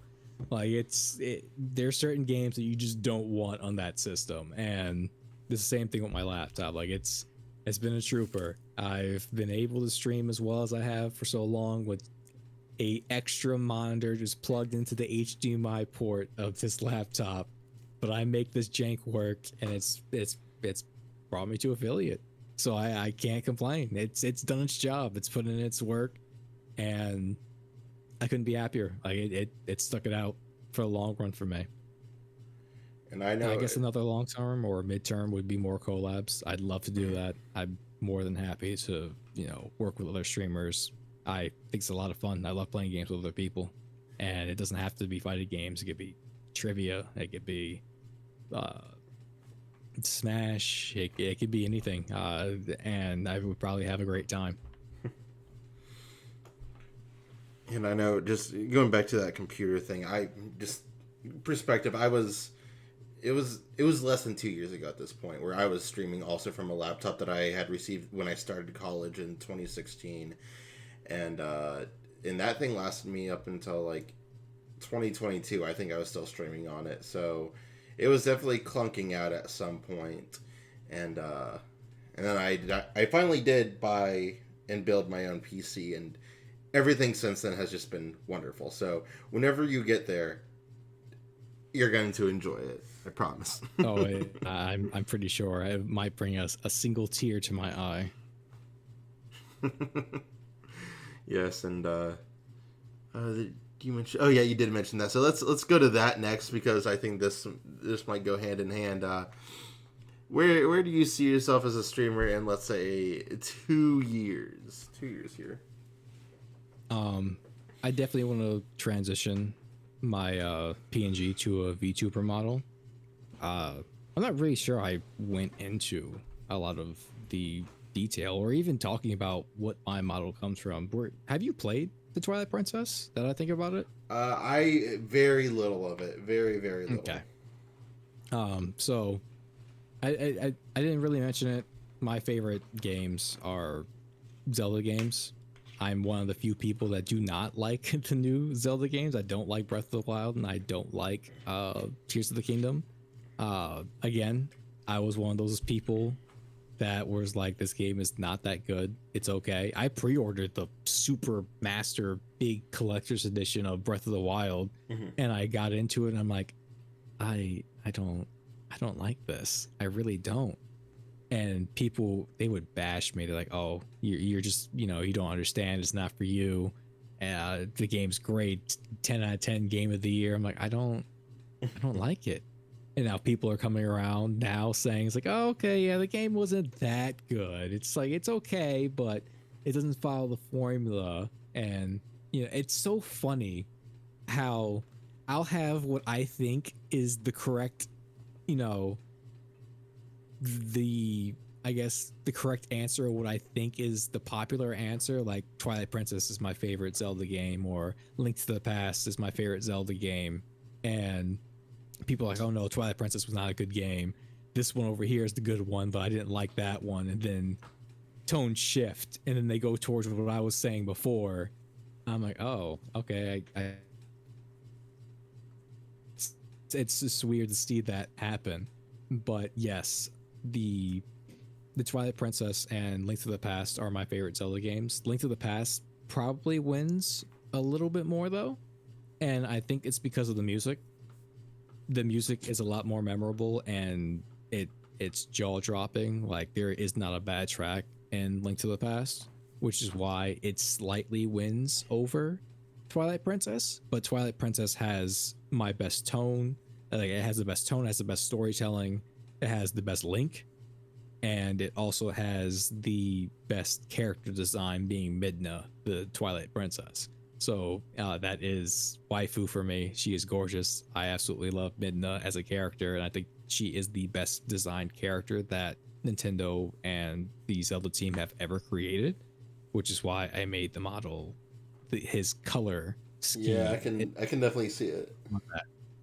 Uh, but like I was saying, with the nuances of the model itself, it's like from the hair, like the hair's kind of like, obviously without it being as big and bombastic as that, I wear my hair very similarly, like in a half up half down type of situation a lot of the time. But it was also modeled after Albedo, which was a character in Genshin Impact when I used to play it.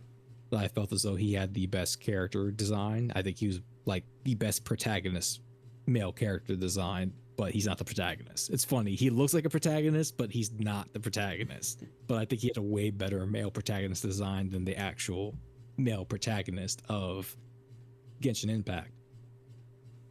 As far as the color scheme goes or whatever, you'll see like there's a little, like the blue, I guess you can call like the tracing lines that go under the eyes. They're supposed to represent my eye bags, because I have very, very deep and defined eye bags that I just inherited, I guess. But that was supposed to be that. But right below that would be like the spotty trickling effect, and that's supposed to like encompass, because I have freckles over the bridge of my nose. That's the only place that I have them. So that's supposed to like represent that, and then I have a beauty mark underneath my right eye. Mm-hmm. Moving down would be I guess like his, like the cloak, almost in a way, like the sleeveless open jacket, because a lot of the Twyla characters, their skin is almost like their clothing. So it's kind of like a weird, like they don't really wear much, just kind of like just robes or whatever, because their patterns that they have on their skin is almost like their clothes, it's their design. So the sleeves are basically very reminiscent of Anji, because I think Anji's like a really cool character design in a fighting game. He's from Guilty Gear. The red string representing my favorite color being red, but it's also tied around his left arm. Me being a lefty, that's why I wanted to have it on the left arm. Mm. Yeah, like literally everything about this was very, very nuanced, very finicky, and very detail oriented person. With the PlayStation controller is pretty much the main system that I play on. I play on PC, but the PlayStation controller is just what I use for the most part. And then you can't really see it because I do have a character sheet, but I usually use the sitting down picture. That gold plate, it was interesting because I wanted that gold plate as like the fastener for his pants. And when you see the model standing up, his pants are fashioned after Ibuki from Street Fighter, because I like the way that her pants were designed. So they were like very, like they're big poofy ninja pants, but on the sides of her thighs, like I want to say like from her hips down to like her kneecaps, there's like a big open space. Like it isn't really like you can see her legs from the pants. So that's kind of fits into the fact that, you know, the Twyla, you can see their patterns through their clothes, so it's kind of like open and exposed. And the gold plate that fastens those pants together, I couldn't remember why I wanted that specific plate or why I wanted like a plate with a design on it. And then later on, it came back to me is because it's the um, similar, I guess, fashion or situation with Cloud from Final Fantasy. He has that like a leather plate that is fastened to his belts that hold his, you know, his soldier suit up. And since you're playing the game, I'm sure you'll notice it now that I'm that I'm pointing it out. But he has like a pattern that's like, I guess like a Shinra pattern, I guess, that's on that leather plate that sits on top of his pants, and those are fastened through the belts on the side there. So it was almost like a subliminal thing where I knew I wanted that there, but I couldn't understand why I wanted that there until much later on. And I was like, oh, that's why I wanted that there. It's because of um, Final Fantasy VII, because of Cloud. But that would be, I guess, the overall idea for the character or my model itself, because it, you know, it started from just liking the base model of The Legend of Zelda: The Twilight Princess and just exploded into a domino effect from there. And I guess that all culminates into why, like, it me just liking my model that much wants me to keep streaming, because I want other people to see it and I want to gush about stuff like that. And it's funny because I try to tie everything together with all my likes together as much as possible. And, you know, when I say it out loud, it's like, okay, it makes sense. I'm not crazy, I promise. And I think I've also realized through streaming that, and even with playing with my brother and meeting other people in the community, that I don't necessarily want to be like the guy that goes to Evo and wins the big stage and the competitor and whatnot. I don't necessarily want to be the athlete. I want to be the commentator. And I would really like to do that in the next 2 years. And I would love to be like a fighting game commentator, because I'm definitely more, when it comes to fighting games, I'm a lot more observant and nuanced, and I can see those things, but it's very difficult for me to apply them. But I could see them. It's there, and I'm painfully observant. It's probably my greatest strength and weakness at the same time, is that I'm too observant for my own good. And I notice a lot of those things, and when I was playing Smash competitively with my friends, I could coach people day and night. Like, I coached a lot of my friends to getting close to winning some tournaments, because I could see things that other people didn't see, because I was just that observant. Like, why don't you do this instead? Or why don't you play like this? So why do you play this character when you should just play this character instead? Because it matches your gameplay better. And I'm a much better coach than I am an athlete. So being able to coach people to success and being able to do commentating, because I do notice these things and I love talking. So it just kind of culminates into something that aligns better with what I do and still being a part of the community that I'm passionate about. Yeah, and I know I've done a fair amount of commentary work in the Smash Bros. Scene, and I would agree to that. I just really enjoy just that commentary aspect, and that's probably why I do streaming too. It's just like I like talking about it, doing those kind of things. So I can kind of level with you there on that. So yeah, I'm excited, and kind of why I wanted the transition from your computer is that VTuber model is probably not going to run on your laptop. Oh no, so no. But I would like to hope that I have a better rig by then, because I would soon, if I had the money, I would sooner buy a rig before buying a VTuber model. oh yeah, Like, I'm trying to just 150%, yes. Yeah. Well, I look forward to that if and when that becomes a possibility. And I've thought about doing something like that myself, but I haven't. Just as I think more as I've been hanging out with more people in the VTuber model scene. I've been contemplating some ideas, but nothing that has come of my liking. It's a little out of my style, so I'm not sure. But I have considered that, so I don't know. I'm probably just gonna leave that off there, just because I don't think I want to dive into that idea right now.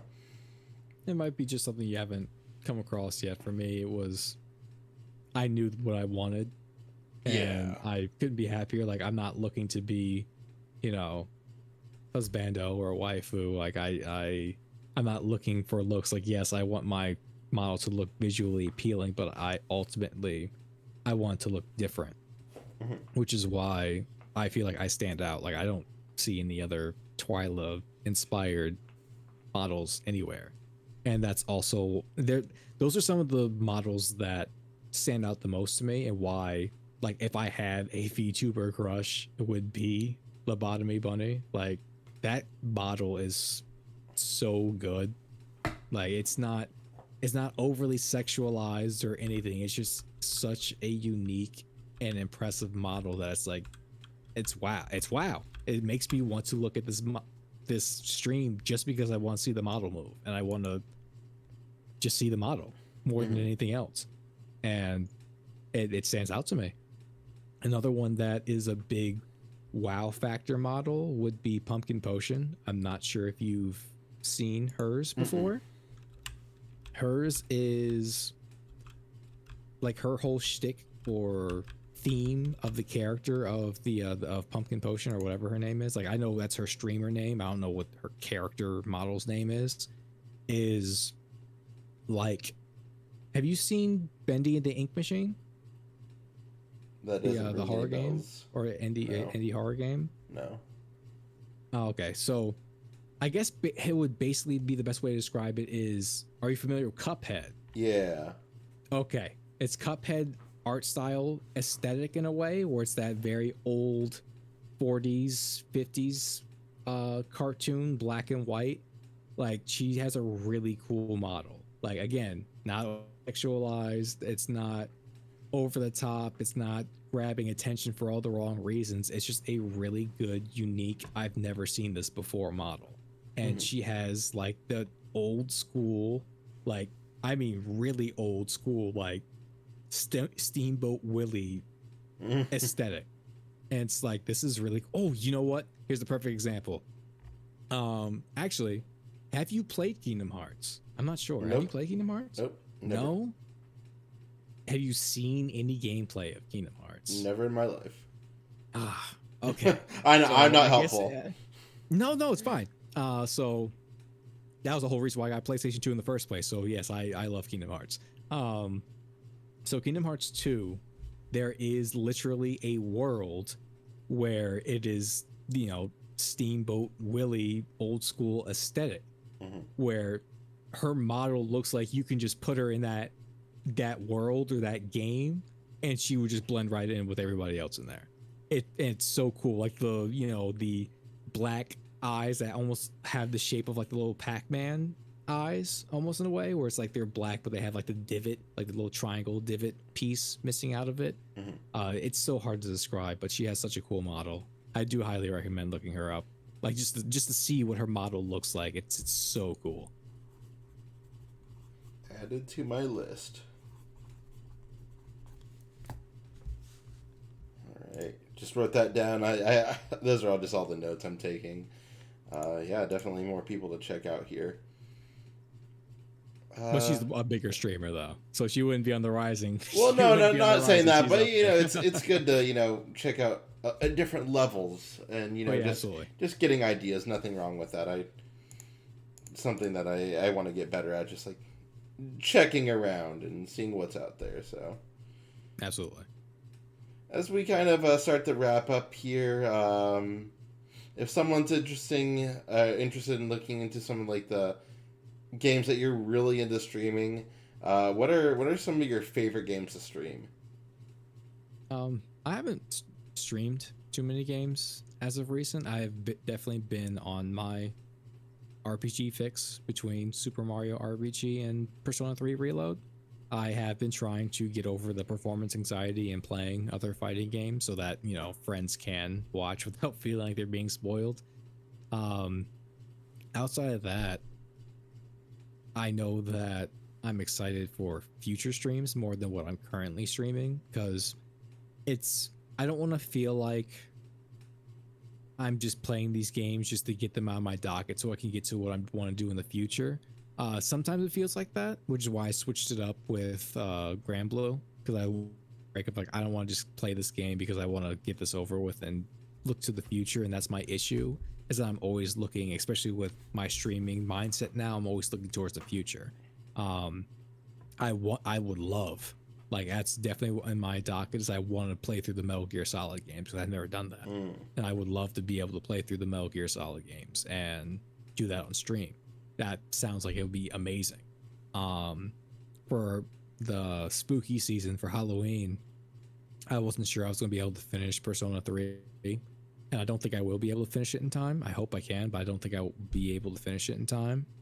I had a list of games that I bought because they're super cheap on sale that I wanted to play for Halloween and that whole October month. I wanted to play Signalis because that's been a game that I've just kept on the back burner because I wanted to play it on stream. I wanted to play through Paper Lily, which is a indie game, another horror game that I just didn't play because I wanted to play it on stream. And I watched the smallest little glimpse of Crow Country and I immediately turned it off because I was like, yep, I want to play that. I want to play that. I don't want to be spoiled, and I want to play it on stream. And there have been so many amazing horror games that I just put on the back burner because I want to stream them. And it sucks because, like, I don't want to say I would rather be playing those because I love horror games with a deep passion. I just don't want to get distracted and put another game on the back burner like I did with Final Fantasy 16 and so many other games because I'm getting distracted by what I want to play right now. So I'm trying to stay committed. I want to at least beat Persona 3 before I try anything else. And I definitely want to go back and play Super Mario RPG as well. So, oh yeah. That game looks pretty fun, and I know because of your Persona streams, that did make me buy the Persona 3 Reload, and after I'm done with Remake, I'm going to take a little break from Final Fantasy 7 before I go to Rebirth. I'll probably be playing Persona 3 Reload right after I'm done with Final Fantasy 7 Remake. Oh yeah, it's fantastic. The Persona series is unlike anything that you'll ever play. I've already listened to all the soundtracks of all the games already. Oh, yeah. And it's just so good. It's so good. So do you have a favorite soundtrack out of the big three? I had the ranking at some point, and I tell you what, I will write this down. I will get back to you on that because I think it's either 2 or 4. I remember liking both of those. But I don't remember. I don't know much about 2's music because I haven't played 2. I know it's a game I would want to go back and play, but I say 4 because 4 out of the big 3 being 3, 4, and 5, 4 is easily my least favorite. Like I'm like, no, this one is not for me, and it's because of the tone. And I think because jumping off, I'm not sure if you were in stream when I ranted about this one, but the comparison from Persona 3 to Persona 4 is literally the exact same comparison from Twilight Princess to Wind Waker, where it's just like, where the hell am I and what just happened? You went from this dark, gritty, moody, emotional storytelling to now watercolors and K-pop and super upbeat and happy, and it's like night and day, and it's so funny. And that's kind of why I don't like Persona 4 as much. It's not a bad game by any means. It's just I enjoy a more grounded and gritty and dark storytelling, and I think it fits better with the aesthetic of what Shin Megami Tensei as a series is. and encompassing. Like if you play any of the SMT games, like any of the Persona games are like bubblegum and rainbows compared to the SMT games, because those games are dark. Those are super dark and very unforgiving and hard games.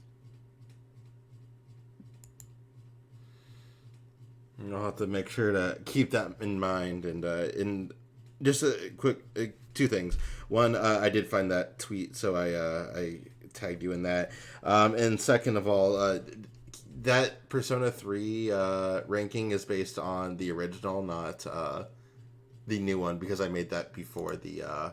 I made that into the original is great. The original is great. I don't know if I like it more than Reload. Like there are some songs that are like, yes, I'll only listen to the original, and then there's some songs that I'm like, I'll only listen to it on Reload. So they both have their, ups and downs. Not even downs. It's just some are better than the others. Yeah, and maybe and I said that too when I was whoever I was talking to with about that back then. I said it'll probably change if I ever play the games and have the context of the games too, because I'm sure that has a whole thing to it too. So absolutely, the songs set the tone. And I got kind of one more last general question for you here today, and that is. Well, let's throw streaming away for a second. Streaming's dead. It blew up. Bye-bye. What do you like to do outside of streaming? Outside of streaming, I'm definitely big on anime and manga. It was one of the things that was my, I guess you could say, a party gift from my uncle. He introduced me into, I won't even say he introduced me to it. In college, he ran an anime club. And he would usually, I tagged along because I was living with my grandparents at the time. And he had, I was helping him set up everything, monitors and, everything, getting it set up. And on one of the screens for what he had hooked up to the PlayStation was a Fullmetal Alchemist game. And I was like, what's that? And he's like, oh, that's Fullmetal Alchemist. I was like, I like that. What is that? Like, I didn't know anything about the series at all. And that was kind of my introduction, because I watched anime with him before, but it didn't really, click with me. Like my aunt was a huge Sailor Moon fan, and it didn't really, again, those times of being self-aware of what this actually is. And so I started, he told me that it was on the Adult Swim, the Toonami block, when it was still airing on TV. I'm like, okay, so I started staying up way past for bedtime so that I could watch the reruns.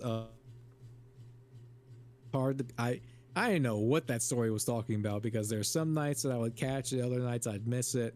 I was all over the place when it came to that story. I'm like, I need to find a way that I can watch this or something. So I went to the internet, good old dial-up. So I started figuring out how to, I guess, watch it. Like I started to get ways to find out how to watch it. So I started watching it, and I started getting into anime. I started getting to Naruto, Bleach, things like that. But Full Metal was always first and foremost. It's my first. This is the greatest thing ever. And later on, I come to find out that these animes that I'm watching also have books, and they're manga, almost like comic books. I'm like, where was all this? Why didn't I know any? Why did nobody tell me about this stuff?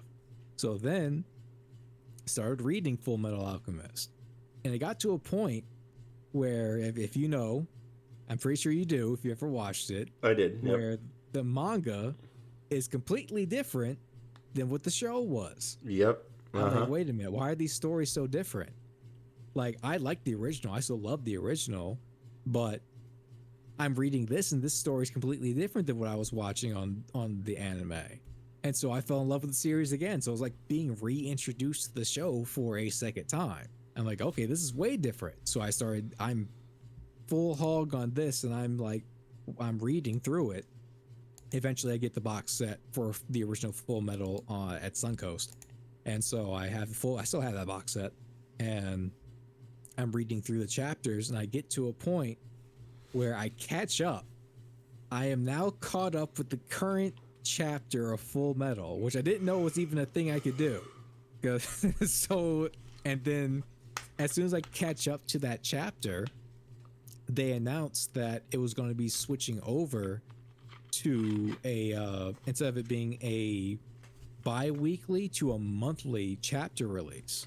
And it was because they're coming towards the end of the manga and they were developing a new anime. Mm-hmm. And so I get excited again. And so then they announced later on towards the end of the manga, Fullmetal Alchemist Brotherhood, which is supposed to be more in line with the manga adaptation. So I got introduced into this series on 3 separate occasions. So it is impossible for any other anime to ever be better than Fullmetal Alchemist for me, and I'm super biased. So, yeah, anime has always been, and manga's always been a very deeply ingrained passion of mine. So Netflix, I guess outside of that, I do partake in adult beverages quite frequently, a lot. I really enjoy drinking a lot. It's the only I guess. So you say you're a server and bartender, Substance. right? Yes, I Yeah, am a well, bartender. I guess that Exactly. It just that goes adds hand up. in hand. Yeah, that's how you get to know your craft, I suppose. Exactly. Other than that, my cats, 4 cats. Yes. Yes, I have 4 beautiful, never done anything wrong in their entire life, even when they're being bad cats. And I am fully expecting pictures on Discord at some point. Oh, yes, I will be more than happy to share the fur babies. Other than that, I really enjoy keeping up with gaming news. So, Yeah. not so much. I don't like gaming journalism as far as what it's come to now. It's That's very, fair. lack of a better word, political, and it's very money oriented and sponsorships. Say good things about my game, and I pay you money. So Way of and the it world. doesn't help when it doesn't help when every single thing that IGN ever puts out is either a 7 or an 8, and there is no genuine criticism for anything, or I guess you can say holding somebody accountable. Which is interesting because you'll see games that don't deserve it get it, and then you'll see games like the game that just came out, Lies of P, which is the easiest 9 out of 10, 10 out of 10 I've ever seen, and people being harsh about it just because they're not paying journalists to say good things about their game. It's like, I don't understand. It's like, this is the best Souls light you're ever going to get outside of a Souls game. I don't get it. Like, this game is phenomenal from start to finish. I don't get it. So I don't like what gaming journalism has become, but I love getting excited for new game announcements. And no community has that better or has that in spades than the fighting game community. And I think that's more so as of recent events, because we have the big 3 right now, and they all came out at the same time. We have a new Tekken, we have a new Street Fighter, and we have a new Mortal Kombat. And we are in a day and age where fighting games don't end after release. We get patch notes, and us as fighting game players get excited over patch notes because we want to see who got buffed, who got nerfed, changed. You're a Smash player, you understand. Everyone's looking for those Steve nerfs. Yeah. You know it's coming. So people get excited for this stuff, and everyone was looking, for the Bayo nerf. We all know about the infamous Bayo nerf. Like, that poor character was never allowed to play again. No. So I get excited for things like that, and you have DLC, and DLC has expanded into being excited for potential return characters. Unlike Jam, who is still not in the new Guilty Gear Strive game, who I've been waiting for 4 seasons, and we're still not getting her. For new guest characters, like I don't even remember who they put in Strive now. They put Lucy from Edge Runners, who nobody asked for because I'm asking for Jam still. But I digress. I'm not salty or anything. I'm not bitter. We'll just wait for another season. But it's things like that rile excitement. And nothing is more exciting than seeing other people get excited for things that you're excited about. So you get to share in that joy when a new Nintendo Direct announces a game that you've been waiting for, or you know, a new fighting game character that you've been dying to try out, or a balance patch. These are all things that I really enjoy spending time in. I don't think I've ever missed a game announcement of any sort. I'm pretty much always have my ear to the ground when it comes to the newest trailer or the newest game, even if it's something I'm not interested in. I can still point out and say that looks creative and interesting. I probably won't play it, but I'm happy for the people that will get a chance to play it, and I find enjoyment in that. I still haven't played Hollow Knight, and I still think it, I feel bad for the people waiting for the sequel of Silk Song, because I tease people. I'm like, yeah, that game isn't coming out, but I hope in reality it does. I just don't know when. I fingers crossed, Silk Song fans. Another series I haven't played. It's like, apparently it's like 2D Dark Souls mixed with a Metroidvania. I've never played it, but I have so many games in my backlog I need to go back to that I don't think I have time for Hollow Knight yet. But my friend's been telling me to play it for years now. Yeah, I know. Especially like a few years ago, it was really up there, and a lot of people were playing, and I just didn't, and I don't know if I'll ever get around to it. I think the amount of times I've said, "Oh yeah, I'll think about playing that game" to people, and my rate of playing games that aren't Pokemon is so incredibly slow. So like, basically, if someone tells me to play a game, good luck. And so the fact that you got Persona on that list very quick was that's nothing short of a miracle. Due to a new game to play that isn't Pokemon. Like I used to love Pokemon. I was there for the entry.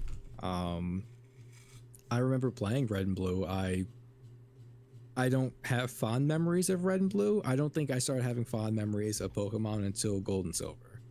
I think Gold That and makes Silver sense. was it still is my favorite. It still is my favorite region. Even if, the Pokemon are limited, I think that Gold and Silver has the best formula. The fact you're able to go back and get the Kanto badges, which for some odd reason they still don't let you do. I couldn't tell you why. The day and night sequence, the fact that you set the clock and it changes it. There's nothing bad about Gold and Silver. I don't care. I don't care what anybody says. You can have your ruby and sapphires, your black and whites, your diamonds and pearls. I just want gold and silver, and I'm happy. I would happily destroy every single generation after that just to be stuck in gold and silver in the Johto region, easily, happily. Yeah, and those no are regrets.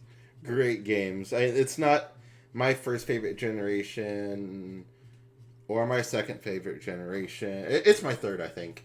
But like, if you really think about like the sequence of Pokemon, they hardly got Red and Blue off the ground, but what they did with Gold and Silver was just like phenomenal, and I think that really carved a pathway for the rest of the series. So definitely, I'm more indebted to Gold and Silver than I am to Red and Blue. I think I would be fine if I never had to touch any Kanto game ever again. I would be 100% okay. But that's fair. Yeah, so I'm sure I could have a whole podcast dedicated to just talking about Pokemon, and I could go on for hours about that. But that's not what this is for. So I'm gonna hold any future opinions for my next great content idea, I suppose. But yeah, well, anything else on your end? Anything you have, or? No, I don't think. I think I have. I think we answered a lot. Hostage. Yeah, I think I've held you hostage for long enough. I ranted. My throat is sore. I have accomplished what I needed to accomplish. I've gushed about myself enough, and it'll probably be the last time I ever do it because I don't like talking about myself. So I got it all out in one go, and I could just say, hey, you want to learn about Wynzki? You go and watch Yoman 21's podcast, and you'll know more than enough than you'll ever need to know about me. Oh yeah, I think that's That's a lot of that's a good amount of content for someone who's never seen you before. If they really want to learn about you, then there you go. I think that's a good wrap up of what they need to know. Except like unless you want to give me your like credit card number, the 3 numbers on the back, your social security number, all that good stuff. But you can just DM me that. Already got me for that. I can't do it again. Oh no. It sounds like a joke, but it's serious. Mega, why would you do that? Come on. Oh, that sounds like a different story that we need to talk about sometime. Oh no, absolutely not. I'm still recovering from that. Oh no. I don't want to talk about that. Was that recent? It was. Oh. It's why a lot of my progress as far as the meter management and everything was held to a screeching halt. Well, then I'm going to shut up because I'm going to let you continue processing that. Whenever you want to talk about that, that'd be Oh, no, yeah, that's another. That's when me and you are just hanging out with like some alcohol in our hands or something. Yeah, a few, more than a few. All right, well, Wynzki, thank you for joining me today. I really appreciate it. It was a lot of fun talking to you, and you know, one of the things I really like about this podcast is just being able to learn more about like the people who I'm interacting with, and not just, you know, talking about gaming. Not that we didn't talk a lot about gaming, but you know, more of the why and the background, and it just gives me kind of a different appreciation for the wonderful people I have on here. So it's just nice to have you sit down and talk with for a while there. I was more than happy to. Like I've already talked to you know, Mega about it and how excited I was having a platform that I could just, I guess, like I said, I'm not someone that really talks about myself. I like to think that I give off a certain level of humility and just I'm just a guy that likes playing video games, and yeah, I like to talk about playing video games, and that's pretty much all there is to it. So being able to make that much of an impact, you know, because you've been a pretty much viewer as well, and saying, hey, I want this guy on my podcast, and just letting me just talk your ear off about whatever interesting or non-interesting factoid about myself or my brand as Wynzki, the Twilight Emissary. I couldn't be more grateful towards that. So thank you so much for having me here and letting me, you know, have a platform to express who I am and what my goals are and aspirations towards, you know, being the Emissary of Twilight on Twitch. Yeah, no problem. It was just really nice to learn more about all that, and hopefully they'll give me more insight as I go and watch more of your streams. Although I think I'm going to cut back on the Persona 3 ones as you're getting farther into it, and I'm kind of gearing up towards that. Yeah, if you are playing it, and it sucks that I have to lose another dedicated fan to my streams because of this fantastic game. Well, I always have the streams up. If I see that you're streaming and I am on my computer, it's up. I might not be actively watching, I'm lurking, but you at least got me there for moral support. Well, see, I'm reading out loud. I'm going to be saying things that you don't want to hear. It's like usually like muted. Like I have like, I think whenever, okay, like especially when I'm streaming, I have like 6 people up at a time, all like up and away. I'm not watching, but like, you know, just being there. I'll usually pop in when I'm streaming, and I'll like, hey, can't watch stream because I'm busy like picking my nose on stream, but I hope you have a great stream. And I always like to do that just to let people know I'm there and at least on the lurk alert. If I had at least a moderate rig to do that, I'd be more than happy to do that. But the fear of what would happen to your laptop toaster, might explode. Yeah, my toaster of a laptop. I know my streams for Persona 3 is usually burn your bread. I will literally be burning my bread if I had 6 other streams on top of my little PNG model and the game running while streaming. My computer would not have it, and my frame would be at 2 frames per second. Your laptop works hard for what it is. Because I know it does, because I was there too. If I could give you an idea, if I hover over the battery icon for my laptop that is literally always plugged in, Mm-hmm. like I Yep. never unplug it, it says 0%. Yeah. If I unplug this right now, it'll literally end the call.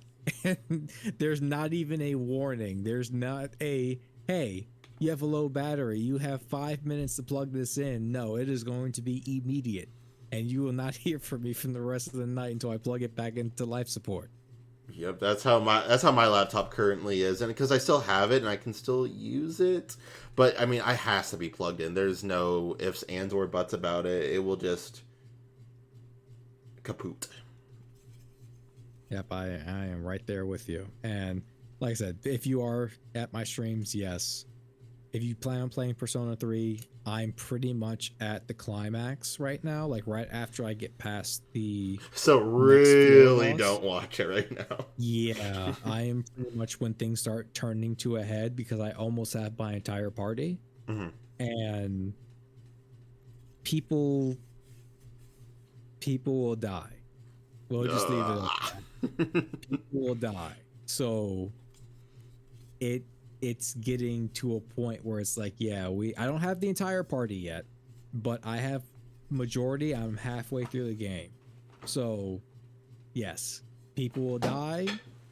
It gets Persona 3 is a dark game. It's a very emotional game, it's a very dark game, but it's because of those things that make it Mm-hmm. easily my favorite because it is one of the best storytelling that a JRPG has, had. I have talked to Mega about this and anyone else that's coming by my chat. Persona 3 has the slowest start, the steepest climax, and the most rewarding payoff and most emotional payoff that you'll play in a game in a long time. And Persona 5 is like the opposite, where that's like you just get shotgunned right into the middle of the story, and then it kind of teeters off towards the middle, and then it kind of flatlines at the end. But if you play Persona 5 Royal, it rocks back up again towards the end. So it's like it's weird how the different Persona games have different tones and they pace differently based on your interests. Mm-hmm. And I think, watching the streams early on was probably better for me anyways, because I was able to, like, not... With what you just said, especially... uh, sorry, I think it was disconnecting there for a second. Yeah, you're back. Yeah. Was just how slow of a start you said that had. So I was able to, like, buy into the characters, and, I mean, just...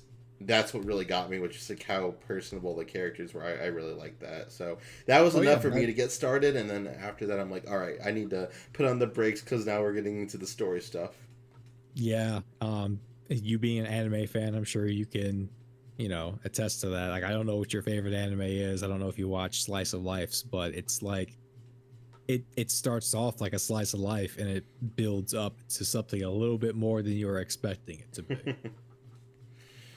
All right. Well, I'll definitely have to, I guess, keep my thoughts there until I play the game. I'm not sure how. I probably still have a long time of Final Fantasy VII Remake, because I heard those are fairly long games. Yes, it's not too bad. Like, where do you know where you left off at? Oh, I think I'm at like chapter 6, 7, that area. I'm. So did you already? So if you're at 6, you already planted the bomb. You did the bombing run mission already, so that's done. Yeah, I'm. Did you play the remake? Yeah. I'm assuming, okay. I just got out of that area where like there's this really big fans, and you had to like turn off the 4 power supply things, and I wish I had something better. I tell you what, I just tune into my next stream. Yes, I will. Yes, that's fine. I will be there because I am curious. I like knowing where people are in the midst of it, because I'm pretty sure 6 you should already have done the original bombing run mission. You finished that, and you ended up at the slums, and you met up with Tifa, and you should be probably onto your next mission after meeting up with Tifa. I'm assuming. I can't remember, but we'll get there when we get there. But Yes, I will be there when you get there. all right, well, If I'm not working. yeah, if you're not working, if not, we'll figure something out. But yeah, the close is off here. Just please make sure you take time to go and follow Wynzki. That's twitch.tv/Wynzki, which is spelled Wynzki. If you do not see that on your stream there, wherever you're watching it or listening to, make sure you go follow Wynzki there and support our rising streamers. Any last comments? No, I think that I have, like I said, held you hostage enough. I think I have put out all the comments that I have left to give. It's as always, just thank you for having me. Yeah, no problem. I guess the best way for me to close out would be how I end my streams. Thank you for allowing me to be the link between our worlds. That's all I've ever wanted to do. That's what my brand is as the emissary of Twilight. I want to bridge that gap between other people and other genres because video games is the greatest unifier at the end of the day. It could come from any genre, any platform, and from any medium, really. You don't have to like playing video games. You can like playing video games. That's where I started. I was watching my uncle play video games, and it kind of just built from there. I enjoyed that togetherness that the gaming medium can be. You can just like soundtracks, you can just like watching people play, you can enjoy playing them. And from there, just spiders off into a bunch of different genres and gaming play styles. So that's all I've ever wanted to be, and that's all I aim to be for this brand and channel. Yeah, well, I think that's a wonderful way to sum it up. I couldn't do it any better myself. I think that's a great way to end there. So all I have to say is the lame stuff of, take care and happy streaming.